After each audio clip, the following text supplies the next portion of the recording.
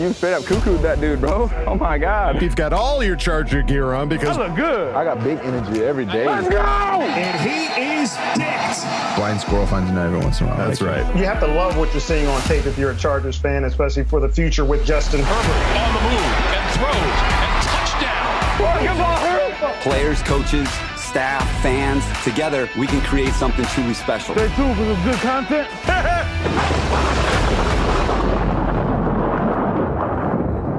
Well, hey there, everybody. Welcome back to the Charger Chat. I'm your co-host, Wooldog, sitting with my buddies, Kev, Hug, and Duggan. What's up, ladies? Hey, and Kyle, the coach, Duggan. It's good. Hey, I'm just saying, it's good to be back. Yeah. It's good to be back in my house, have slept a couple of hours. We're not going to everyone noticed how hungover you were last episode. Yeah, the last episode was, I was fighting through it. That was fourth quarter. It was rough. That was my back was against the wall. What am I gonna do? Yeah. 2-minute And warning. I didn't give my best effort, but I was on the field. I was trying hard. That's one of those plays where you should tap somebody else in, because you're gonna get better production out of them. But you were Pipkins. You were Pipkins last episode. You were out there. You weren't really accomplishing anything, but that's what it was. All right. You were filling in. You were there. You were filling. Right. You were filling in, space. but somebody else should have come in for you. That's Exactly. not what I was going for, dickheads. But okay, Pipkins it is. It was not my best performance. It's more like an off day for Herbert, is what I was thinking. That dude, Like playing through injury. That's getting. He showed up and got stabbed in the lung in that situation for you. No. If you're putting me at Pipkins, you're saying I'm always bad. That's what you're saying. No, I'm saying you were a Pipkins-like player that episode. Is what I'm saying. No, but that's not what I'm saying. I'm saying normally I'm at this level.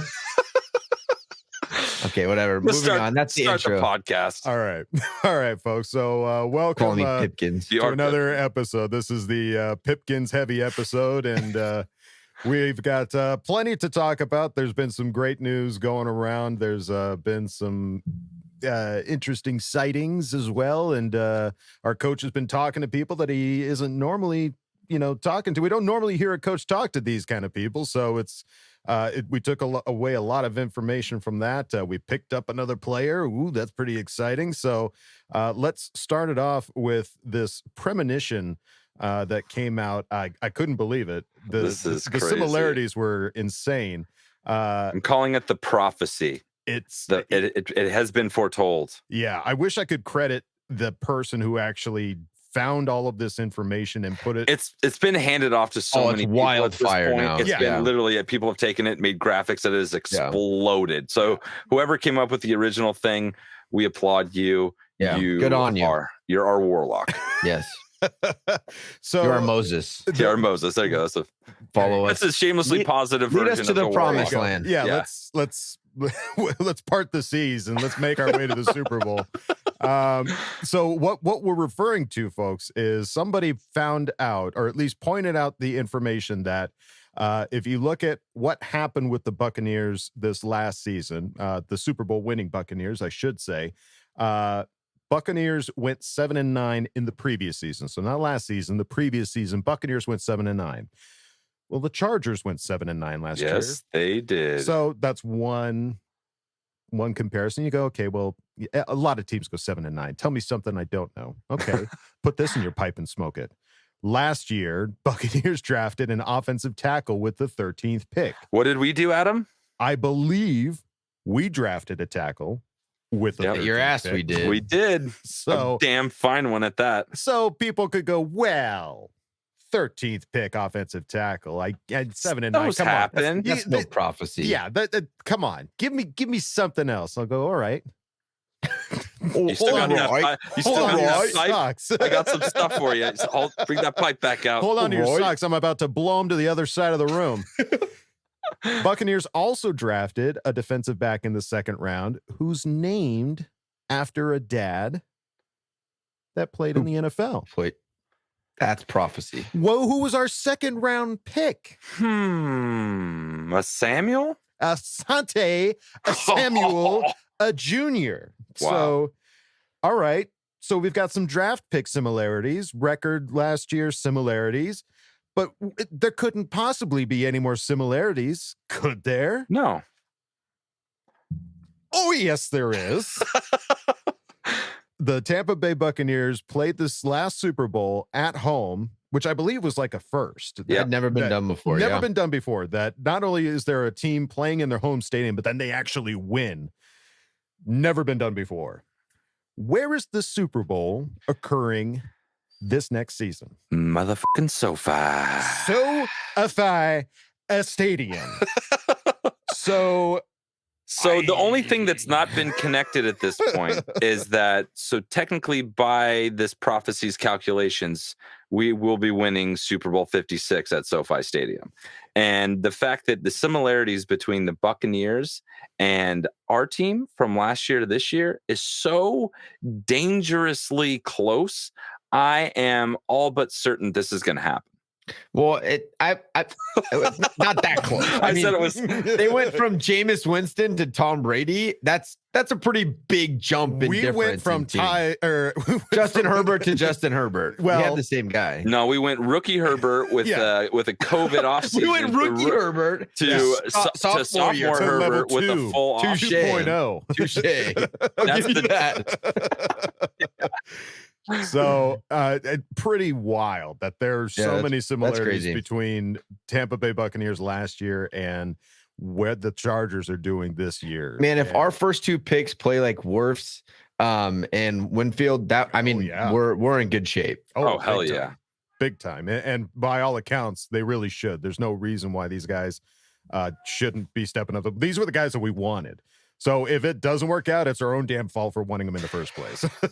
The crazy one is the fathers, their dads played in. Yeah, that's the one that like really takes it just slightly above and beyond what normally, like, some weird coincidences. This is like extra, really randomly weird, and then the stadium on top of it. Like, it's too good to be true. So I'm gonna roll with it shamelessly, positively. Yeah, it does feel just a tad too good to be true, but you know what?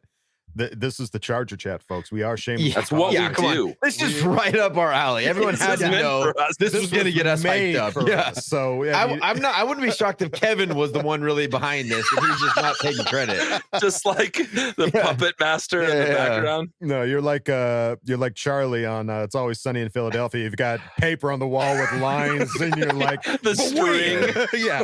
Wild card. Jump out of the car. Wild card. All right. So crazy stuff, folks, and just absolutely wild that it all lines up like that. Looking also in the baseball territory, we saw a few Chargers sitting in the stands at one of the more recent Angels games. Did you guys check that out? Yeah, dude. You had you had Stick, you had Herbs, you had Neighbors, which I think Neighbors and they're dating. They're dating for sure. Yeah. They're roommates. They love each other. And then you got the Q. You got Questenberry there. Questenberry, man. Four of them. I haven't seen him in forever. That's like a Bigfoot sighting almost. And the big thing that was crazy is I think this was like one of the first times that he really was around other fans.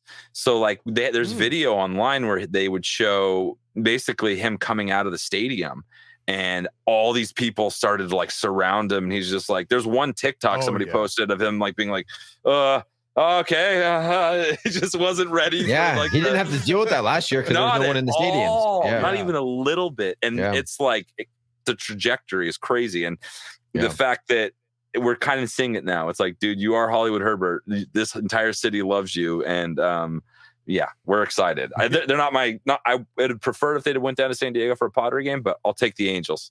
Better than going to a Dodger game. Don't say that. We have a lot of Dodger fans. That's great. You guys can like the Dodgers. I just hate them. That's right. We're shamelessly positive, Kyle. We love you. We love all of our Charger Chat. Hey, we're all Charger fans when football season comes around. No, nobody's perfect. No. But no, unsubscribe. Stop it. We love you. Oh, knock it off. It was cool. I mean, cool to see him at the game. And yeah, boy, he just gets mobbed by people at the end. There are people, all of them trying to get like selfies and stuff. Yeah, that was And they all nuts. just pile into his car, and he was the driver, by the way. I thought that was interesting. He Oh, wasn't designated driver. Nice. Look at him. Look how responsible he is. Yeah, what a Herb. responsible guy. Yeah. Seeing Questenberry try to like jam himself into that little car was Pipkin. pretty If funny. Kyle told us anything about Pipkins, he'd be drunk in the back seat. Shut We up. were at that game. So, but just cool to see him out and about. Cool to see him hanging with like Stick and Questenberry and Neighbors. Like Neighbors, you understand because they're, roommates. The other two guys, it's like, it's just good that they're building that camaraderie. There was also that video from Mike Williams when they went paintballing. Yeah, that was Herbert cool. Was there Yeah. too. Like, They're like, is Herb here yet? They're like, Yeah. no, he's coming. Like, he's like, I don't know. There's something about it that, like, but then when Keenan he Allen got and Mike there- Williams are like, is Herb here yet? Like, no, he's coming. Like, Yeah. he's the the one main late to the attraction. party. If he's making a YouTube, he wants Herbert to be on it. Exactly. That's gonna draw the clicks, views. That's going to get the views. So, Yeah. So when Herbert was there, that was the coolest thing because there's that one part where he's like, I got you. I'm going to protect you or something like that. Like, it was just really funny. That was so cool. And it's so cool. Mike Williams, like, he's posting those videos. Yeah. Like, I love that. Yeah. It's so rad. I mean, all of these guys, Austin Eckler's doing stuff. Keenan Allen's posting Fortnite Content, stuff. baby. We've gotten more than we've ever had before. It's great. Yeah. So it's just good to see, more than anything else, just good to see that these guys are building a team together. They're building that camaraderie, that family, and they're building that trust in Herbert as well. Because, again, we're coming off of him being in that rookie season. Nobody really knew if they could trust him to handle this team. And now that we're in the off season, it's like, okay, yeah, he's got this. Yeah, he's our guy. Yeah, let's have he's got some it. fun. Let's hang out. Let's be buds. Let's be pals. So That's really cool to see. it's so cool to see. And then looking at the league news, that finally they okayed that players are going to be able to change some of their numbers. Originally, it was set up where if you had a position, you can only use these set of numbers. Yeah. And so now they're opening it up. They're opening up to more like college type numbers. So like the big one that already happened, which I'm kind of bummed about, is that Kenneth Murray went from 56 to number 9. Yeah. And I just got a 56 jersey. So I get what this is a weird year that they're doing this. It makes sense because they lost a lot of revenue last year. Mhm. And this is going to be a opportunity for a cash grab. It's so obvious that that's why they're putting this into effect. It's going to be really weird to see linebackers just wearing number 9, wearing these low numbers. So they'll be cool jerseys. A lot of people are going to be buying a lot of new jerseys, and the NFL's cash grabbing that. I get it, but it's still a little.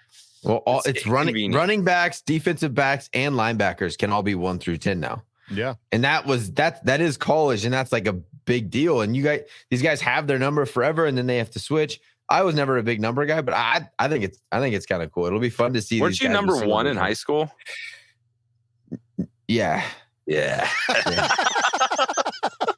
I remember I could always tell where my brother was because I'd look out on the field like, oh, there's number 1. It's not mixing anything. That was not like I'm number 1, so I'm going to be number 1. No, I don't mean it like that. I love single digits, and I transferred to a new school, and that was the only single digit they had. So I squeezed my big ass into this tiny number 1 jersey. That's why you look so barely breathe. Yeah. Well, we've got some 1s, but they only have it in small. But They're extra small. Yeah. I will say it's easier to like pick out where that is. Like I always knew where you were when I watched your games. I'm always going to know where Kenneth Murray is now because it's not going to be a sea of 50s. Yeah, it looks good on film too. Like when you're watching a game, I don't know why. I think it'll look cool. I know some of the old guys, the Tom Brady's of the league, the grandpas aren't happy about it because there have been some old as shit. Yeah. Yeah. Now you have to say Mike's number 9. Like, oh, sorry, dude. You have to change the numbers. You say, get over it. Like you it's not going to adjust the coverage. You know who is lined up where. Get out of here, Tom Brady. Shut up, Tom Brady. I honestly don't know how much of a cash grab it is because for these players to change their numbers, they have to do a buyout. Oh, yeah, that's big money for them. It's a cash grab for the league because there's going to sell so many more jerseys of people that followed a player and love their number. They're not just going to hang out with their old number. I never did that. Kevin already ordered the new 9. It's a good thing I just bought my Herbert. Hopefully he's not changing because that would really piss me off. Well, thankfully, Kenneth Murray's like 72 now. Yeah. No, but it's definitely a league cash grab. If you can make the argument that it's like, fine. I mean, Kenneth Murray I love Kenneth Murray. I don't know many people that I don't know how many jerseys they made of Kenneth Murray that are necessarily flying off shelves. Other people, he's a first round. He was a first round pick, man. Right. I'm not trying to take anything away from him. Yeah. But my point being that Derwin James is number 33 and looking to change his number to number 3, and we haven't heard anything about that happening yet because I think there's a lot more Derwin James jerseys floating around out there that he's going to have to buy out. Exactly. If he wants to make that change. So the player has to buy it out, and inventory, the remaining inventory. And they have to buy it at they don't buy it at cost. They have to buy it at retail value. So I saw online, because Dalvin Cook was wanting to change his, it would have cost him $1.5 million to buy out all the inventory of jerseys just so he could change his number for this year. Yeah, that's crazy. You got to really want it if you really want to change your number. So you wait it out. Kind of money for Kenneth, at least you're from the player side of it. It's not a cash grab. I'm talking about for everyone that's going to buy it. It's an NFL cash grab. Right, but for them, Kenneth, it's probably not bad because his inventory might have been smaller. Maybe it was $100,000. Right, sure. Right. I'm talking about it for him. The league is going to make so much money with these players switching numbers. For sure. That's just a fact. Right. And American Express is going to sit there like, sorry, guys, this isn't covered by our money back guarantee. Yeah. Take that. That's what he's going to do. He's like, well, I've got my Southwest card. I'm going to be stacking up some miles here while I buy some of these jerseys. So at least I'll be flying for free for the next year and a half. Yeah. So that's cool. Something to look forward to. Kenneth Murray with a new number. Derwin James has at least vocalized that he wants to go back to number 3. We'll see if that happens before the next season. But as it stands right now, Kenneth Murray is the only one that has officially changed his number. And then looking at an interview, I talked about this earlier at the beginning of the show that, it's not too often that we get to see at least our coach, Chargers coach, get interviewed by anybody like fun. You know, like, like having a no fun offense to interview. the Chargers.com guys, but but it's, you know what I'm saying? Like, I'm looking at previous coaches wanted to interview our coaches. Exactly. That, like Anthony Lynn, like, I don't know that he would necessarily have a fun interview. I think his would be strictly business, and I'm going to talk business with you guys. And probably the same with McCoy, and probably the same with Norv Turner. I mean, you might have had a little bit Norv Turner on PMT. Oh my God. Exactly. Maybe that's why Norv Turner stopped coaching, because he saw the social media trend coming, and he's like, I can't talk to people. But I don't like this. I don't like this one bit. So, but I mean, I think also, I mean, I hate to continuously bring up the age, but I think it's also because Brandon Staley is one of the younger coaches out there right now that I think he's a little bit more open to having fun. Yeah, well, it's also Tom Telesco. Guys. Tom Telesco has a relationship with these guys. He's been on their show. Oh, has he? Okay. Before, yeah. So No, we're talking about Pardon My Take, my friend. He was on the Pat McAfee. Yeah, Pardon My Take is the number one sports podcast in all of podcasting. So, the fact that he got on that, it's like an entertainment as much as it is a sports show. Like, they haven't had any Chargers on. I haven't heard really any. I think they had Hunter Henry on at one point. Not a funny interview. Like, you can tell when people they're rolling. And this interview was like 30 minutes, and he was just rolling off the cuff, making jokes, having fun. I think my favorite one was like, I think what do you call it? It was like, during the draft, I was dressed competitive casual. That was my attire. Yeah, my competitive casual attire. Basketball shorts. Yeah, exactly. Well, and that was funny because they had to stop. It's like, whoa, wait. Competitive casual. What does that even mean? Like, he's like, you guys had never heard that? It's like common in our lexicon. That's what we call it. The lexicon. That's what it was. But I that's like one of my favorite podcasts. So like getting to hear him on there and then making jokes. Because the thing with that podcast is they always take shots at the San Diego thing. So they'll always call us San Diego Chargers just to piss me off. And I don't know if they're singling out me, but they are. Yeah, they are. They know but they actually called us Los Angeles Chargers on this one because the coach. And as soon as those guys start having relationships with people, they start talking more favorably about it. So hopefully this is the beginning of me hearing more good things on that podcast about my team. Kevin, I'm excited about. They also brought up bringing back Boltman. So they did talk about that. That's an open position. That's volunteer. Let's just make it happen. Are you ready to be the new Boltman? Are you ready to Am I? hang up your DP hat and become Boltman full time? Sorry, hon. You start coming on the Charger chat with a bolt face and shoulder pads. Do it, please. Come on. Take this salary. I don't need you. I'm Boltman. Yeah. It's only on Sundays. No, that's a full-time commitment. You're in character year-round. 24/7. No. It's like a Super cartoon fans where you of look at the character closet year-round. and the only thing you see is Boltmans and shoulder pads. There's like 5 versions of it for each day of the week. No, same thing. There's one. Yeah, It's one outfit. There's You're one just in the constantly closet. wearing it. There's sweat stains everywhere. You've got like cheese on the mouth. It's like, it's gross. It's Right. like you never see my face again. I'm always behind the mask. Right. Kevin's the new Boltman. Let's get this thing started. Get this God. momentum. It'd be so much easier if you did it because I don't live there, but that'd be fun traveling in an Kevin's the new airplane with Boltman. Boltman. Yeah. But yeah, and he had great responses to that too. Like he really spun Boltman to be like, wow, Boltman is kind of cool, isn't he? Like he's not an official mascot. He is a fan. A Sid's fanatic. retired. Yeah, Yeah. Sid's retired. But now we got like Bolt God and some of these other guys. I think we need to have like a full-on throwdown challenge Bolt to Brigade? find out who our official mascot is. Ooh. Like literally meet in a parking lot. And out, Oh, you know, shit. Bolt like a brawl. cheerleader situation. Like, let's pride this. Show us No. your best. Get the wave going vibes. Like, what do you do to get the wave going? Go and see what they do. What do you do to like bring us up when we're down on offense? Go, and then we'll see what it is.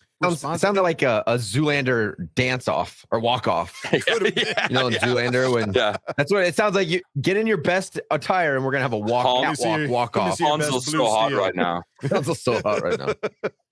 But yeah, man, he just had great answers, and they were saying it. They were like everything he said. They were just like good answer. Good. They were answer. hyped Yeah, on. I like Yeah. that. Yeah, like the one about the analytics. They said, all right, you're down by 14, 4 minutes left. You score. Do you go for 2? And he's like, well, the analytics would tell you to do it. And they're like, great Perfect. answer. I love it. They asked him about taking total shot at Lynn. He's like, so what do? You go on Madden and practice calling timeouts? Like, what do you do? What's your It's like, timeout background? I think how do you feel about it? He's like, I feel pretty good. You know, I'm working on. I got a good team around me, but I think I can do it. Yeah, It's funny. asking great questions like, where are you going to keep your flag? And he's like, I think I'll keep it in my back pocket. Yeah, not a sock guy. I don't keep it in my sock. I'm going to keep it in the back pocket. And there's one thing he said that it was like, wow, I love how that sounds. He's like, I want our team to play in the gray. Like, we're not a white team. We're not a black team. We're in the middle. You don't know what we are. Mhm. I love that. Like, that is like a bumper sticker waiting to happen. Play in the gray. I love it. That's the kind of team he's been setting up, man. We talked about it where there are all these players that can play multiple positions. So it's not so much like that these guys are going to be confined to certain roles. It's like, no, man, we're going to move him around. You don't know what he's going to be playing when he's in these spots, and it's going to be really mixed up. I'm curious to see how it all is going to unfold, but it's really exciting. Some of these guys that we're picking up. And speaking of guys that we're picking up, we picked up another one today. Let's see. It was a veteran defensive tackle, Christian Covington, who started 14 games last season for Cincinnati and totaled a career-high 39 tackles, signing with the Chargers today. So it's an interesting pick. It's definitely like reinforcement. He was a 6th-round pick for the Texans back in the day, and then he played there. And they didn't resign him in 2018, and then he went to the Cowboys, and then he went to the Cincinnati. So he's a journeyman. He's definitely he's moving, but he has productivity. If this feels like one of those Staley picks where he's like, I've had to scheme, I've seen this guy. This could be a good pickup, and it's more of a depth thing than like a bring him in, he's starting. Right, but that's also one of those spots that we were at least a little bit concerned about as far as like, you got rid of Damian Square. You got rid of a whole bunch of our guys from last year. You're going to have to fill that in. Yep. And he's only like $1 million. Yeah. So this is the kind of signings that you get now, right? They're those veteran guys that have been around that are still hanging out after the draft, and you can fill depth. It's not going to cost you a lot of money. He's not an edge defender, which we have a need on the interior now. So I think it was we'll see, but it should be a great signing. The other thing is Tommy T was all about Notre Dame. It looks like Staley is all about these Canadian players. Yeah, that's true. Hey, yeah, take off, Give me some Canadians. Yeah, come on, Like this guy's from Vancouver. Palmer, our 3rd-round pick, another Canadian guy. What the needle has shifted. Yeah. So long, Notre Dame. Loves him some maple syrup. We've headed north. We've looked across the border up north, and we like what we see. Oh, yeah. So, I mean, just good, nice pickup, just cheap, easy fill, plug it in. I mean, I shared it with you guys. There's, somebody put a list of like all the guys we've lost from the previous year and all the guys we've signed. And like, it's a lengthy list. There's easily like a third of our team is gone, and we've added a whole nother third, at least, if not more. I think it goes to show you like what they're taking in the coaching staff's recommendations. I think that's what you're saying, because the guys that have been in place, like they've had those guys around forever, and the fact that they're doing this huge, drastic, just clean slate and then bringing in very specific people says a lot to what I think that the Tommy T and the ownership is allowing these guys to have their input. And I'm excited. I hope they hit it out of the park and we're dominant this year, because then maybe they'll leave it in their hands a little bit. Yeah, it seems like they're letting the coaches pick the players, at least ones that they have connections with, or ones that they feel that they can get them to do what it is that they want them to do. Very and very specific. So it's just good to see we're getting fresh coaches and practically, a third of a fresh team that we've not yet seen play this far. How exciting is that, though? We don't know. So excited. There's so many unknowns. How it's all going to just fit. I'm just can't wait to see how it comes together. Yeah, I want to see some action. I'm ready. I'm ready now. Bring it to me now.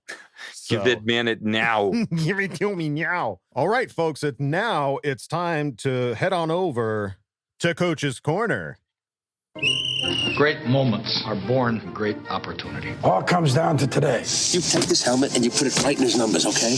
I want to see nothing but snot bubbles in his nose. A lot of people want to blame coaches for a lot of things. Nobody puts coaches straight up. And we shut them down because we can't. It's because I believed in you. And I wish I could say something that was classy and inspirational, but it just wouldn't be our style. Let's do it. All right, so for Coach's Corner, we reach into our bag of Ask Boltfam questions, and we pull out an old favorite of mine, Okie Doggy, who asks a great question. So congratulations, Okie Doggy. Coach is going to take a look at your question, and you've written a delicious script. Yeah. Guys, it doesn't take much to get selected. If you name drop me somewhere in your comment, you'll probably get picked. Yeah. That's true. But yeah, I think he calls out to you specifically, which is beautiful. Thank you. And he makes a great request. Yeah. So it goes a little something like this. How you fine gentlemen doing? I was kind of curious with a question I had. I asked my mama about it, and I love my mama, but she told me that the football is the devil, just like school is also the devil, and girls are the devil. So I then asked Coach Klein my question, and he said he would answer it, but he ended up losing his book full of plays. So he ended up having what they call a mental breakdown. The last person I asked was Farmer Fram, and I couldn't understand what he was saying. So my question to Coach Duggan is if there is any reason why some players do well in some positions that others have failed regardless of height, weight, and measurables. For example, Desmond King was a great slot corner, but he could never be good outside the corner, whereas ASJ has been a good corner inside and out. Another example is DJ Fluka and Isaiah Wynn were great tackles in college, but in the league they ended up being better on the inside, where we are hoping Slater doesn't become the next to follow in line. Is it experience? Is it because they have the athletic traits and skill sets to play in those positions, or is it based on scheme? This may be a complex question, so I do apologize. Now, if you excuse me, I have to have a talk with Colonel Sanders about the medulla oblongata. Also, don't forget to drink some high-quality H2O. Water sucks. It really sucks. Hey! Oh, man, that was so good. I think that's top 10 now. Yeah. So, good question. And we've talked about this in the past. Looking at characters, the underwear Olympics, where it's like, it doesn't matter if you run a good 40.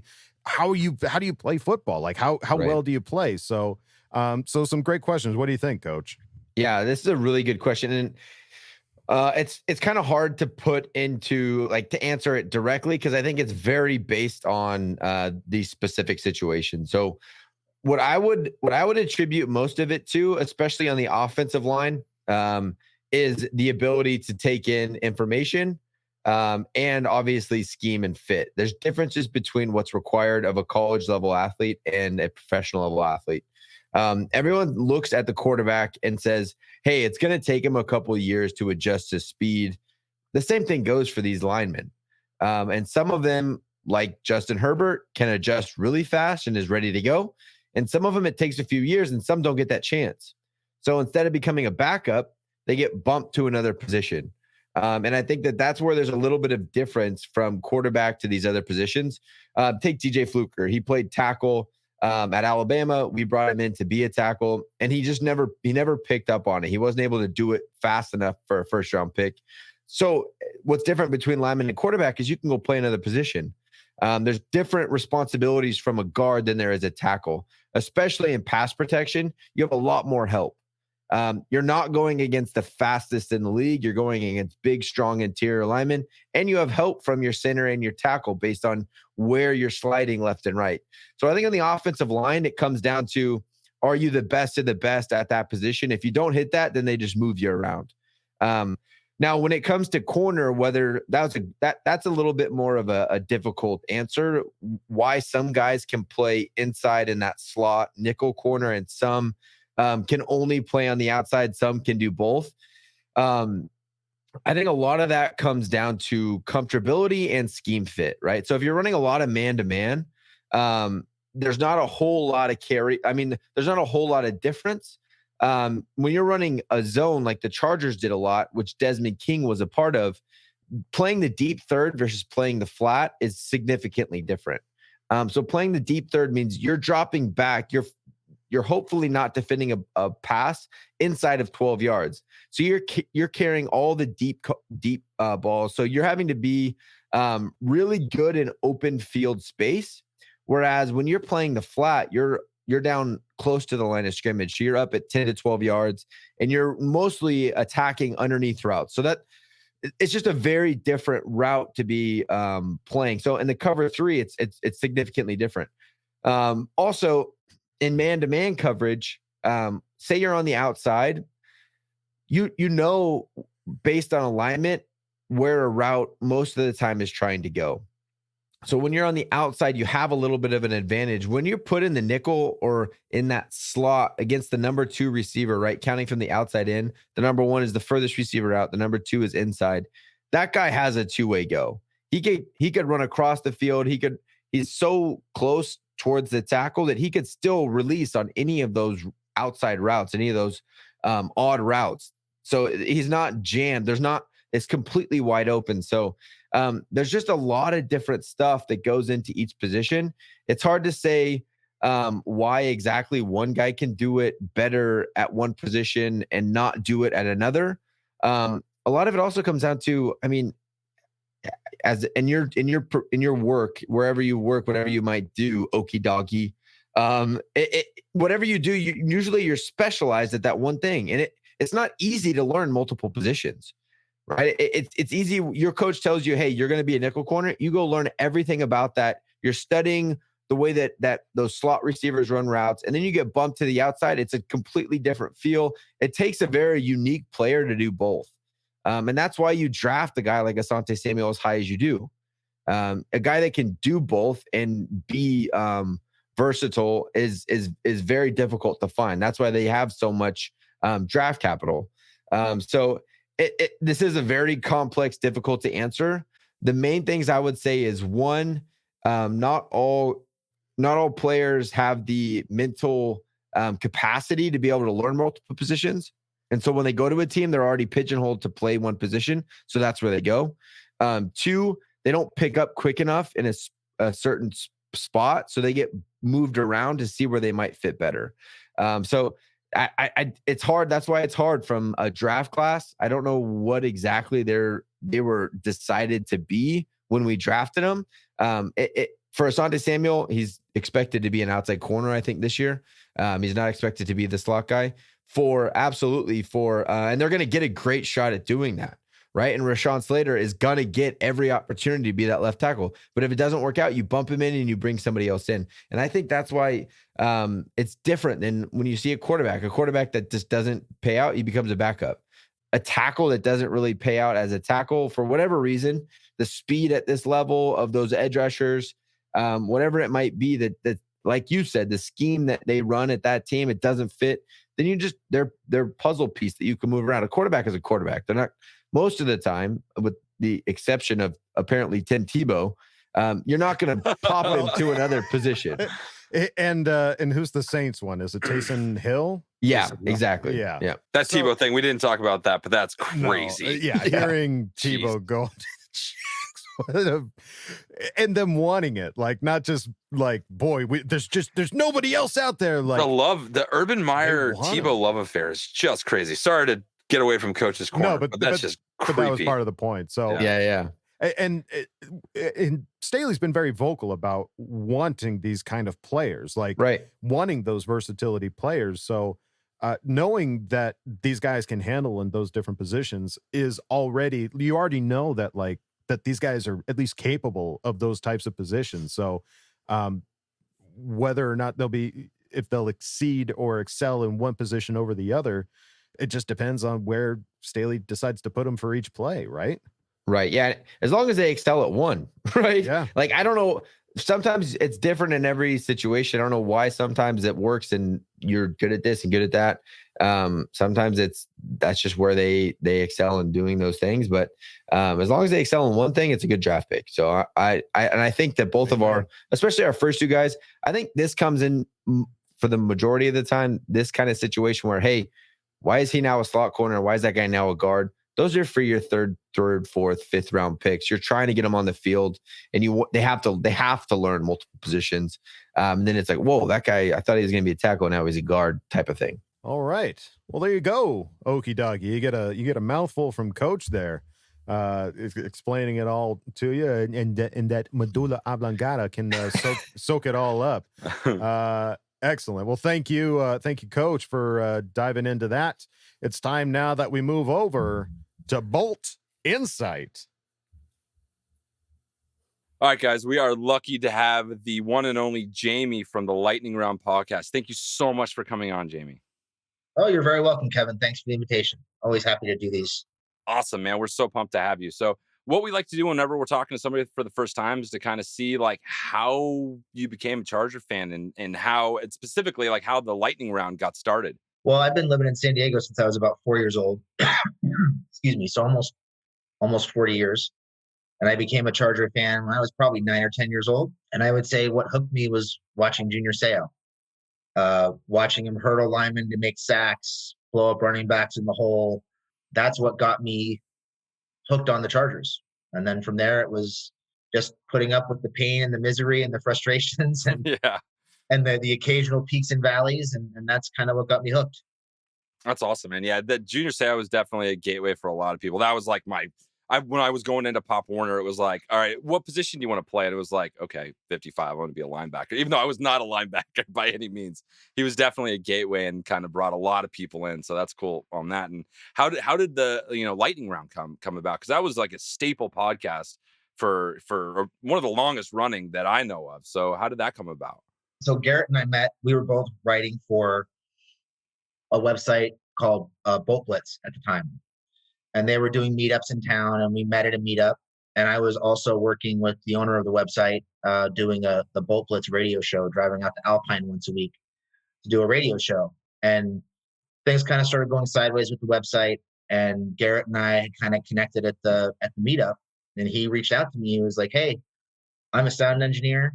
I love your takes. I love your writing. I think we have a pretty similar view on things. I don't know if anybody would listen, but why don't we meet and talk about doing a podcast?" So we got together at OG's Pizza and just sat down and started talking about OG's old school. Yeah. I love OG's. Had a World Series pizza, had some beer, and just sat around talking about what a podcast would look like and what we wanted to do. And we decided to give it a go. And it took a while to grow it. I mean, I think we had 6 listeners, all family, the first episode. Yeah.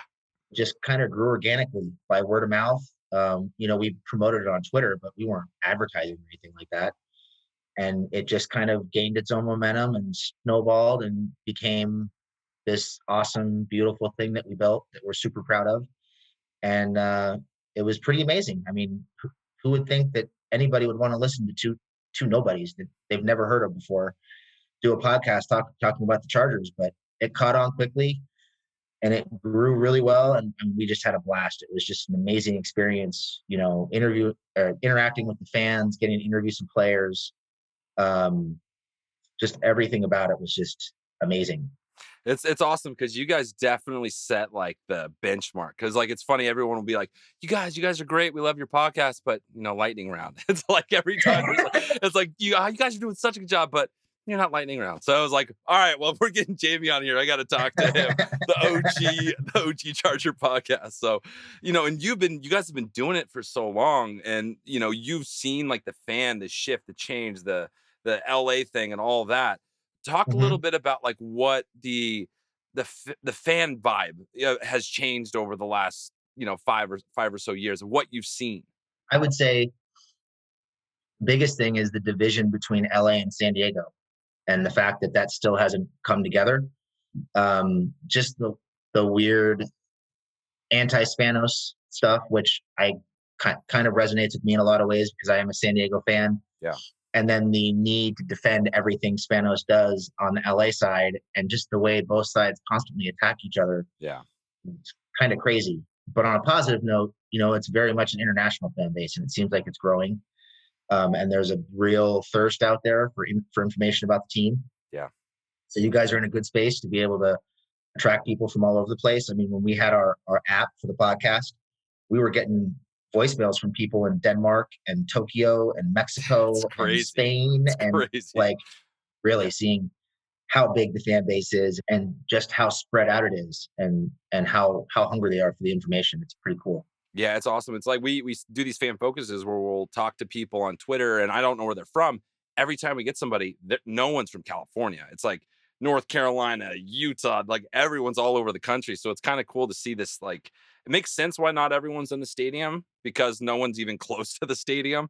So that aspect kind of makes a little sense. But we have an exciting team coming up, a lot of new players, a lot of new enthusiasm around us. So can you talk a little bit? We always love the kind of draft analysis you guys do.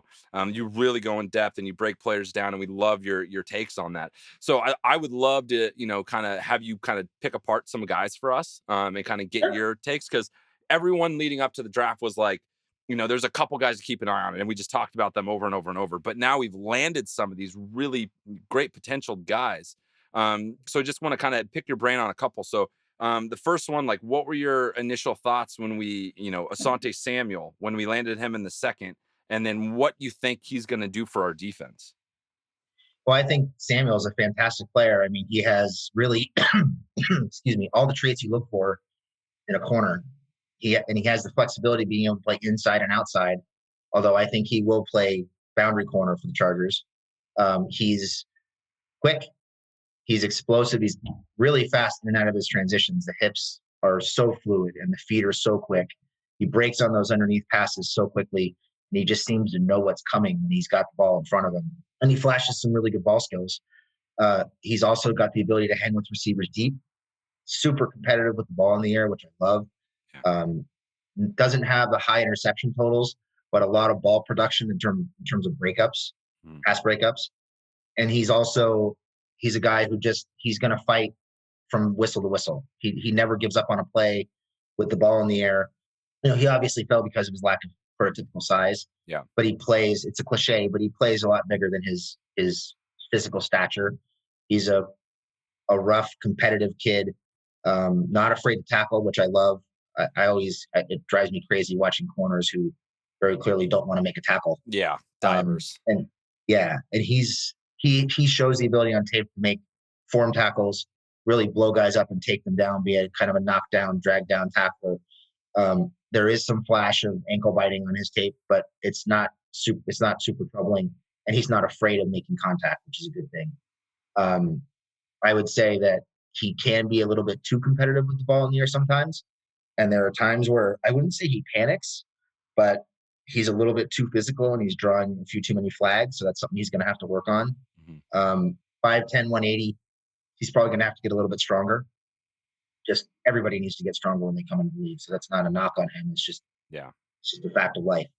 But I think he's a guy who gives the Chargers a lot of options on defense in terms of playing zone, playing man, mixing and disguising coverages. He should be good in run support. He should be a playmaker for them pretty much right away. And if they find a bigger corner next year in free agency or in the draft, he's a guy who could probably slide in and play the slot for them without really missing a beat and be super productive once they're ready to move on from Chris Harris. So a lot of flexibility, a lot of options, a lot of playmaking potential, and just a guy who I think is really a perfect fit for them. I would have loved J.C. Horn had they not gotten Rashawn Slater in the first round, had Horn fallen a little bit further, but to get Samuel at 47 was just a home run pick. Those first two picks were phenomenal. Yeah, it's all the negatives that you mentioned. They all feel very coachable. Like it feels like those are things that you're gonna be able to work with. You know, some of those attacking things, some of those things that you can work on his tendencies and that kind of thing. So that is a positive, and not we're stuck with this guy and these are his limitations. So that's kind of exciting. Yeah, I think he's got all the traits you look for, and there's a lot of coachable traits about him. It's one thing if he's not willing to tackle and he's sloppy with his tackling, but he's a very willing tackler, and he shows the ability to be a consistent tackler. So I'm not too concerned about that. And you want a guy who's undersized to play bigger and be physical with the ball in the air, but he's just going to have to figure out how physical he can be at the NFL level and get away with it. For sure. And, yeah, that's awesome. Yeah, we're really excited about him. I think he's going to be really just make our defense that much more exciting. The one pick that like the general consensus, at least the groups that I'm in, was like, oh, what was that? Kind of a reach. We're not sure what that was the Trey McKitty pick, the tight end. And people are after the fact have gone and looked back at some of his stuff because he really wasn't on the radar. And he does have some great attributes and things that he can bring to the team.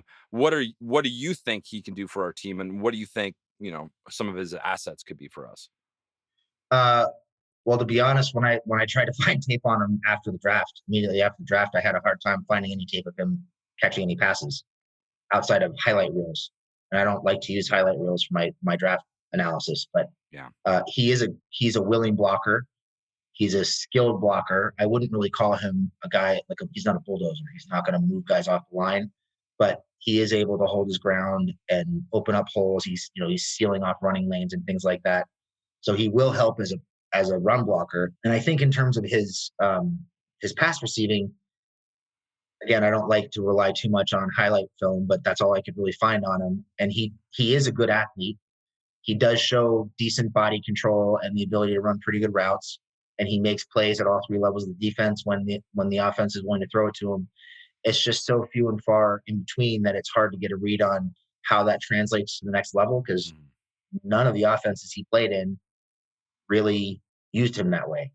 Although Florida State did consistently use him.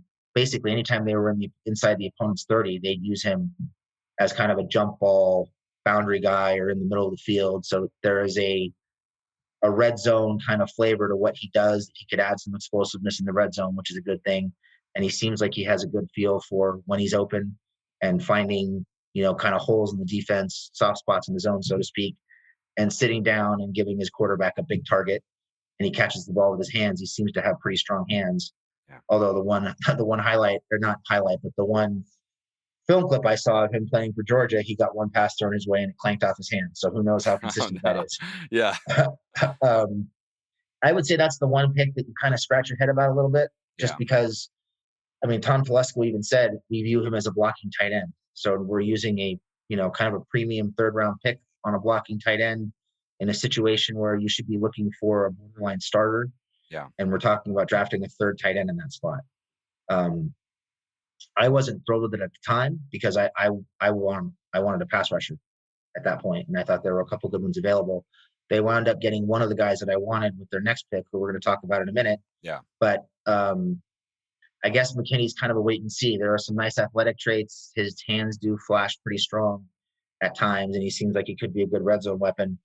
But drafting a third tight end at best in year one as a third round pick kind of seems like a misappropriation of draft capital to me. Yeah. But we're gonna have to wait and see how he performs in camp and how he looks compared to Donald Parham and Steven Anderson. Yeah, there's definitely a projection pick aspect of that where you're really going to have to like, what could he do? You didn't see much of it on the field, so yeah, it's a little scary for Charger fans because we want that tangible thing. We want to be able to see the highlight of him going up and getting all the stuff, and it just isn't there.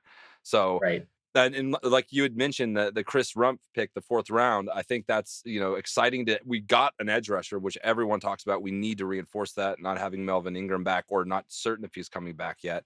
So like, what were your thoughts on him and what he can do can he come in and start? Can he come in and really be an impact player right away? I don't think he's an impact player right away. I think he's a guy who's going to be a special teams player probably right away. Could make an impact on special teams. And more of a kind of a situational matchup rusher who they move around and create matchups for him. A lot like what Brandon Staley did for Leonard Floyd last year. Yeah. There are some traits that I like about Rumpf. I wouldn't say he's overly explosive off the edge. He played in a lot of 4 and 3-point stances at Duke, which I didn't think really suited his skill set very well. Mm-hmm. He's not overly powerful. He does have a decent bull rush, but he's not a guy who plays with a ton of leverage or power, in my opinion. And there isn't really a whole lot of consistent juice off the edge in his film. He's not a guy who's winning with quickness off the ball on a consistent basis, although there are glimpses of him using his length and his flexibility to dip under tackles' hands and compress the pocket, which is a good thing. Yeah. I would say his greatest asset is probably, I think the word is slipperiness that I would use. He just has a way of fitting through gaps, coming through the B gap, coming through the A gap to collapse the pocket. And I think that really is kind of what they're looking for in him, is have him in a 2-point stance, move him around the defensive formation, find some twists and stunts for him and have him slip through gaps and pressure the quarterback, more so than being, a consistent down to down, hand in the dirt edge player or even a stand-up edge player. I just don't think that's where his strengths are right now. And knowing that his dad is a defensive line coach, I was actually I liked him, but I was kind of underwhelmed in terms of hand technique and the counters and having a rush plan outside of slipping through a gap. There just weren't a lot of answers when he lost off the snap. So I think that's where he's going to have to develop, and he's going to have to live in that 2-point stance as a stand-up rusher coming through the gaps. But I do like him. I think there's some upside there. He's just got to have to develop.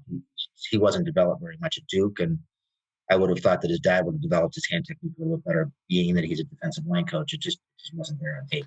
Yeah, it's definitely that's that 4th round where you're really taking, you're trying to get those gems or those guys that you can hopefully, help mature and bring them along. So he's got things there that feel like they're exciting enough. He was obviously there in the 4th round, so he doesn't have all those ready to go right now, but who knows? We'll see what everyone's touting this defensive coaching staff to be like the wunderkinds of getting these guys into positions and getting them big ass contracts later on. So hopefully they can do that with some of these new guys. Fingers crossed. We're going to need them to do it with Meloso. They're going to need to do it with Rumpf for sure. Tillery as well. Yeah. Both those guys need to produce a lot more than they have if this defensive line is going to work the way people think it's going to work. 100%. Well, my last question for you, like what, just a general, what are you most looking forward to this season? There's a lot of things that people could pinpoint: Justin Herbert, defense, the new coaching staff. Like, what are you your eyes are on this year? I would say I'm looking forward to watching the offensive line come together, particularly watching Rashawn Slater play and watching him hold down that left tackle position. I just think he's going to be such a godsend for this team. Yeah. Holding down the fort. I'm just glad to be done with Trey Pipkins and that experiment, Storm Norton and all those guys playing left tackle. I'm over that. Yeah. So seeing Slater hold down the left tackle position, I think will be really good. Watching Lindsley at center, I think the Chargers have really lacked in communication in the middle of the offensive line, I should say, for the last few years with Feeney playing a lot of center, missing a lot of stunts and A-gap blitzes and twists and things like that. They just didn't have the experience there to pick that stuff up and slide the coverages or the protections. And I think that Lindsley will really help with that quite a bit. And I'm hoping Filer pans out too. I think he could be really good for them. So watching the offensive line come together, I think, is a big thing for me. And I also think there's some things that Herbert needs to improve on in year 2. I thought in year 1, while he was really good and obviously very productive, He had some issues trusting what he was seeing against zone defenses at times. There were throws that he could have and should have made that he chose not to make because he just didn't trust what he was seeing. And I'm hoping the new coaching staff can really help him see the field better and anticipate those throws better to take some of the pressure off the offensive line, get the ball out of his hands a little bit more quickly, and get some chunk plays, which is understandable because those are reads that Justin Herbert was not asked to make at Oregon. But just the ability to see the field and read the defense and anticipate those throws, I think, is going to be a huge key for Herbert taking the next step. So I'm looking forward to seeing that too. Awesome. All right. Well, Jamie, thank you so much for coming on, man. We really appreciate your time, and we're big fans. So, keep up everything you guys are doing over there going, because we love to listen. Yeah, I appreciate coming on. I'm happy to do it anytime. It was fun. So thank you for having me, and keep doing what you guys are doing. Keep the fans informed and keep having fun. Thanks, brother. We appreciate it. Have a good one. Thanks. You too. All right. Awesome. Yeah. Hey, Jamie, thanks for coming on, man. Yeah, thank you. It was so cool that he came on and chatted with us. I've been listening to that podcast for a long time. So the fact just to I know what his voice sounds like, but then being able to he came up on Zoom and I was like, oh, hi. I know you. It was crazy. Yeah. It was great being able to talk with football with them, and hopefully we can get him back on during the season. And if you haven't listened to the lightning round, you should, because they're great. Yeah, it's awesome. We constantly hear praise about the lightning round when it comes to podcast discussions. So great that he came on to talk with us. That's so I think we got them all, guys. That's officially, we've got all the major nice podcasts. We've got them all on. All right. So we've figured out our 6 degrees of Charger bacon. The holy. And if you have a Charger podcast, if you have a Charger podcast and you're listening and we haven't had you on, let us know. We're collectors. Yeah. Oh, yeah, we are. Both collectors. Yeah. We'll find a spot on the wall to put you for sure. Yeah. Oh God, that was a dark image in my head. All right, let's get out of this talk. It's time to go on over to Fan Focus. All right, guys, we are here with another Fan Focus, and we are super lucky to have Zach from West Kentucky. What is going on, Zach? Not much, man. How you doing? I'm super pumped to have you, man. I'm doing good. So, all right, cool. You know the drill. How did you become a Charger fan all the way out in West Kentucky? Man, growing up, my family was never big into sports, and I was always a big kid. I was short, pretty fat, kind of looked like a 55-gallon drum. And I would always play sports with the other kids on the street, and we would play, and I was really good, and my friend's dad was really into football. And he said, well, who's your favorite football team? And I was like, I don't have one. And he said, well, when you come over against, it happened to be, that was on a Friday. So on a Sunday, I came back over. He had me watch all the teams. And that week, it was the Chargers versus the Raiders. And I remember just being in love with the uniforms. And that kind of started just because I loved the uniforms. It was Drew Brees at the time. And then once Antonio Gates came in, I love LT, but Antonio Gates is by far my favorite guy. I wore his number in high school, tried to be just like him, was a tight end, did everything I could to be just like 85. So once I seen 85, I just fell in love. And then Phillip just made it a lot funner because he was always competitive, fiery, different from every other quarterback in the league. So that's kind of how it got started there. Yeah, Phil is definitely everyone that didn't have him on their team hated him, but everyone that was a Charger fan was like, that's my boy. He's saying exactly what I would say. He's talking shit in a nice way. It's like, it was the best. So we were talking a little bit before we got started, and you told me a little story about going to a Tennessee game because you're right out there, near Nashville. So tell me that story one more again. Everyone's got to hear that story. So we live about 2.5 hours from Nashville. So anytime the Chargers are within 8-hour drive, I usually try to go just because I'm way over here and it's not very often that we get to see them. So they was in Nashville, and me and my girlfriend and her parents went. And we stayed the weekend in Nashville, kind of hung out. And the night before the game, we went out to Cane Prime, which is a nice restaurant, steakhouse there. And we seen Denzel with some people he was with, and he noticed I had a Chargers hat on. So he came over, chopped it up with us for, probably 30 minutes or so. And then, he went on about his night, and when we wanted to leave, we asked for the check. The waitress said, it's been paid for. And then I was like, who paid for our food? And then she said, that gentleman over there. And then he looked, and he kind of, did a little Denzel wink and smile and stuff.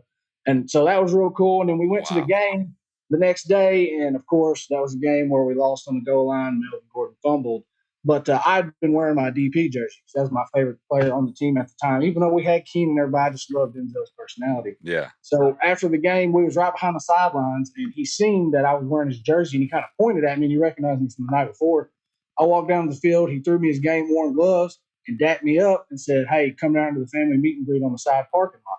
So we went over there, and Denzel took pictures with us, signed the gloves for me, got to meet Keenan, Desmond King, Isaac Rochelle, Forrest Lamp, Hunter Henry. All just got to talk to them all. Denzel, even though he's a Panther now, I'll forever love that dude. I'm going to have a Panthers jersey, even though it hurts me to buy another team. I'm going to have a Denzel Panther jersey. I'm with you, dude. Denzel was one of my favorite players. He was always just kind of that under the radar, but just like he would take a game and take it to the next level. There would be a hit. There'd be one Denzel hit a game that would just get everyone jacked.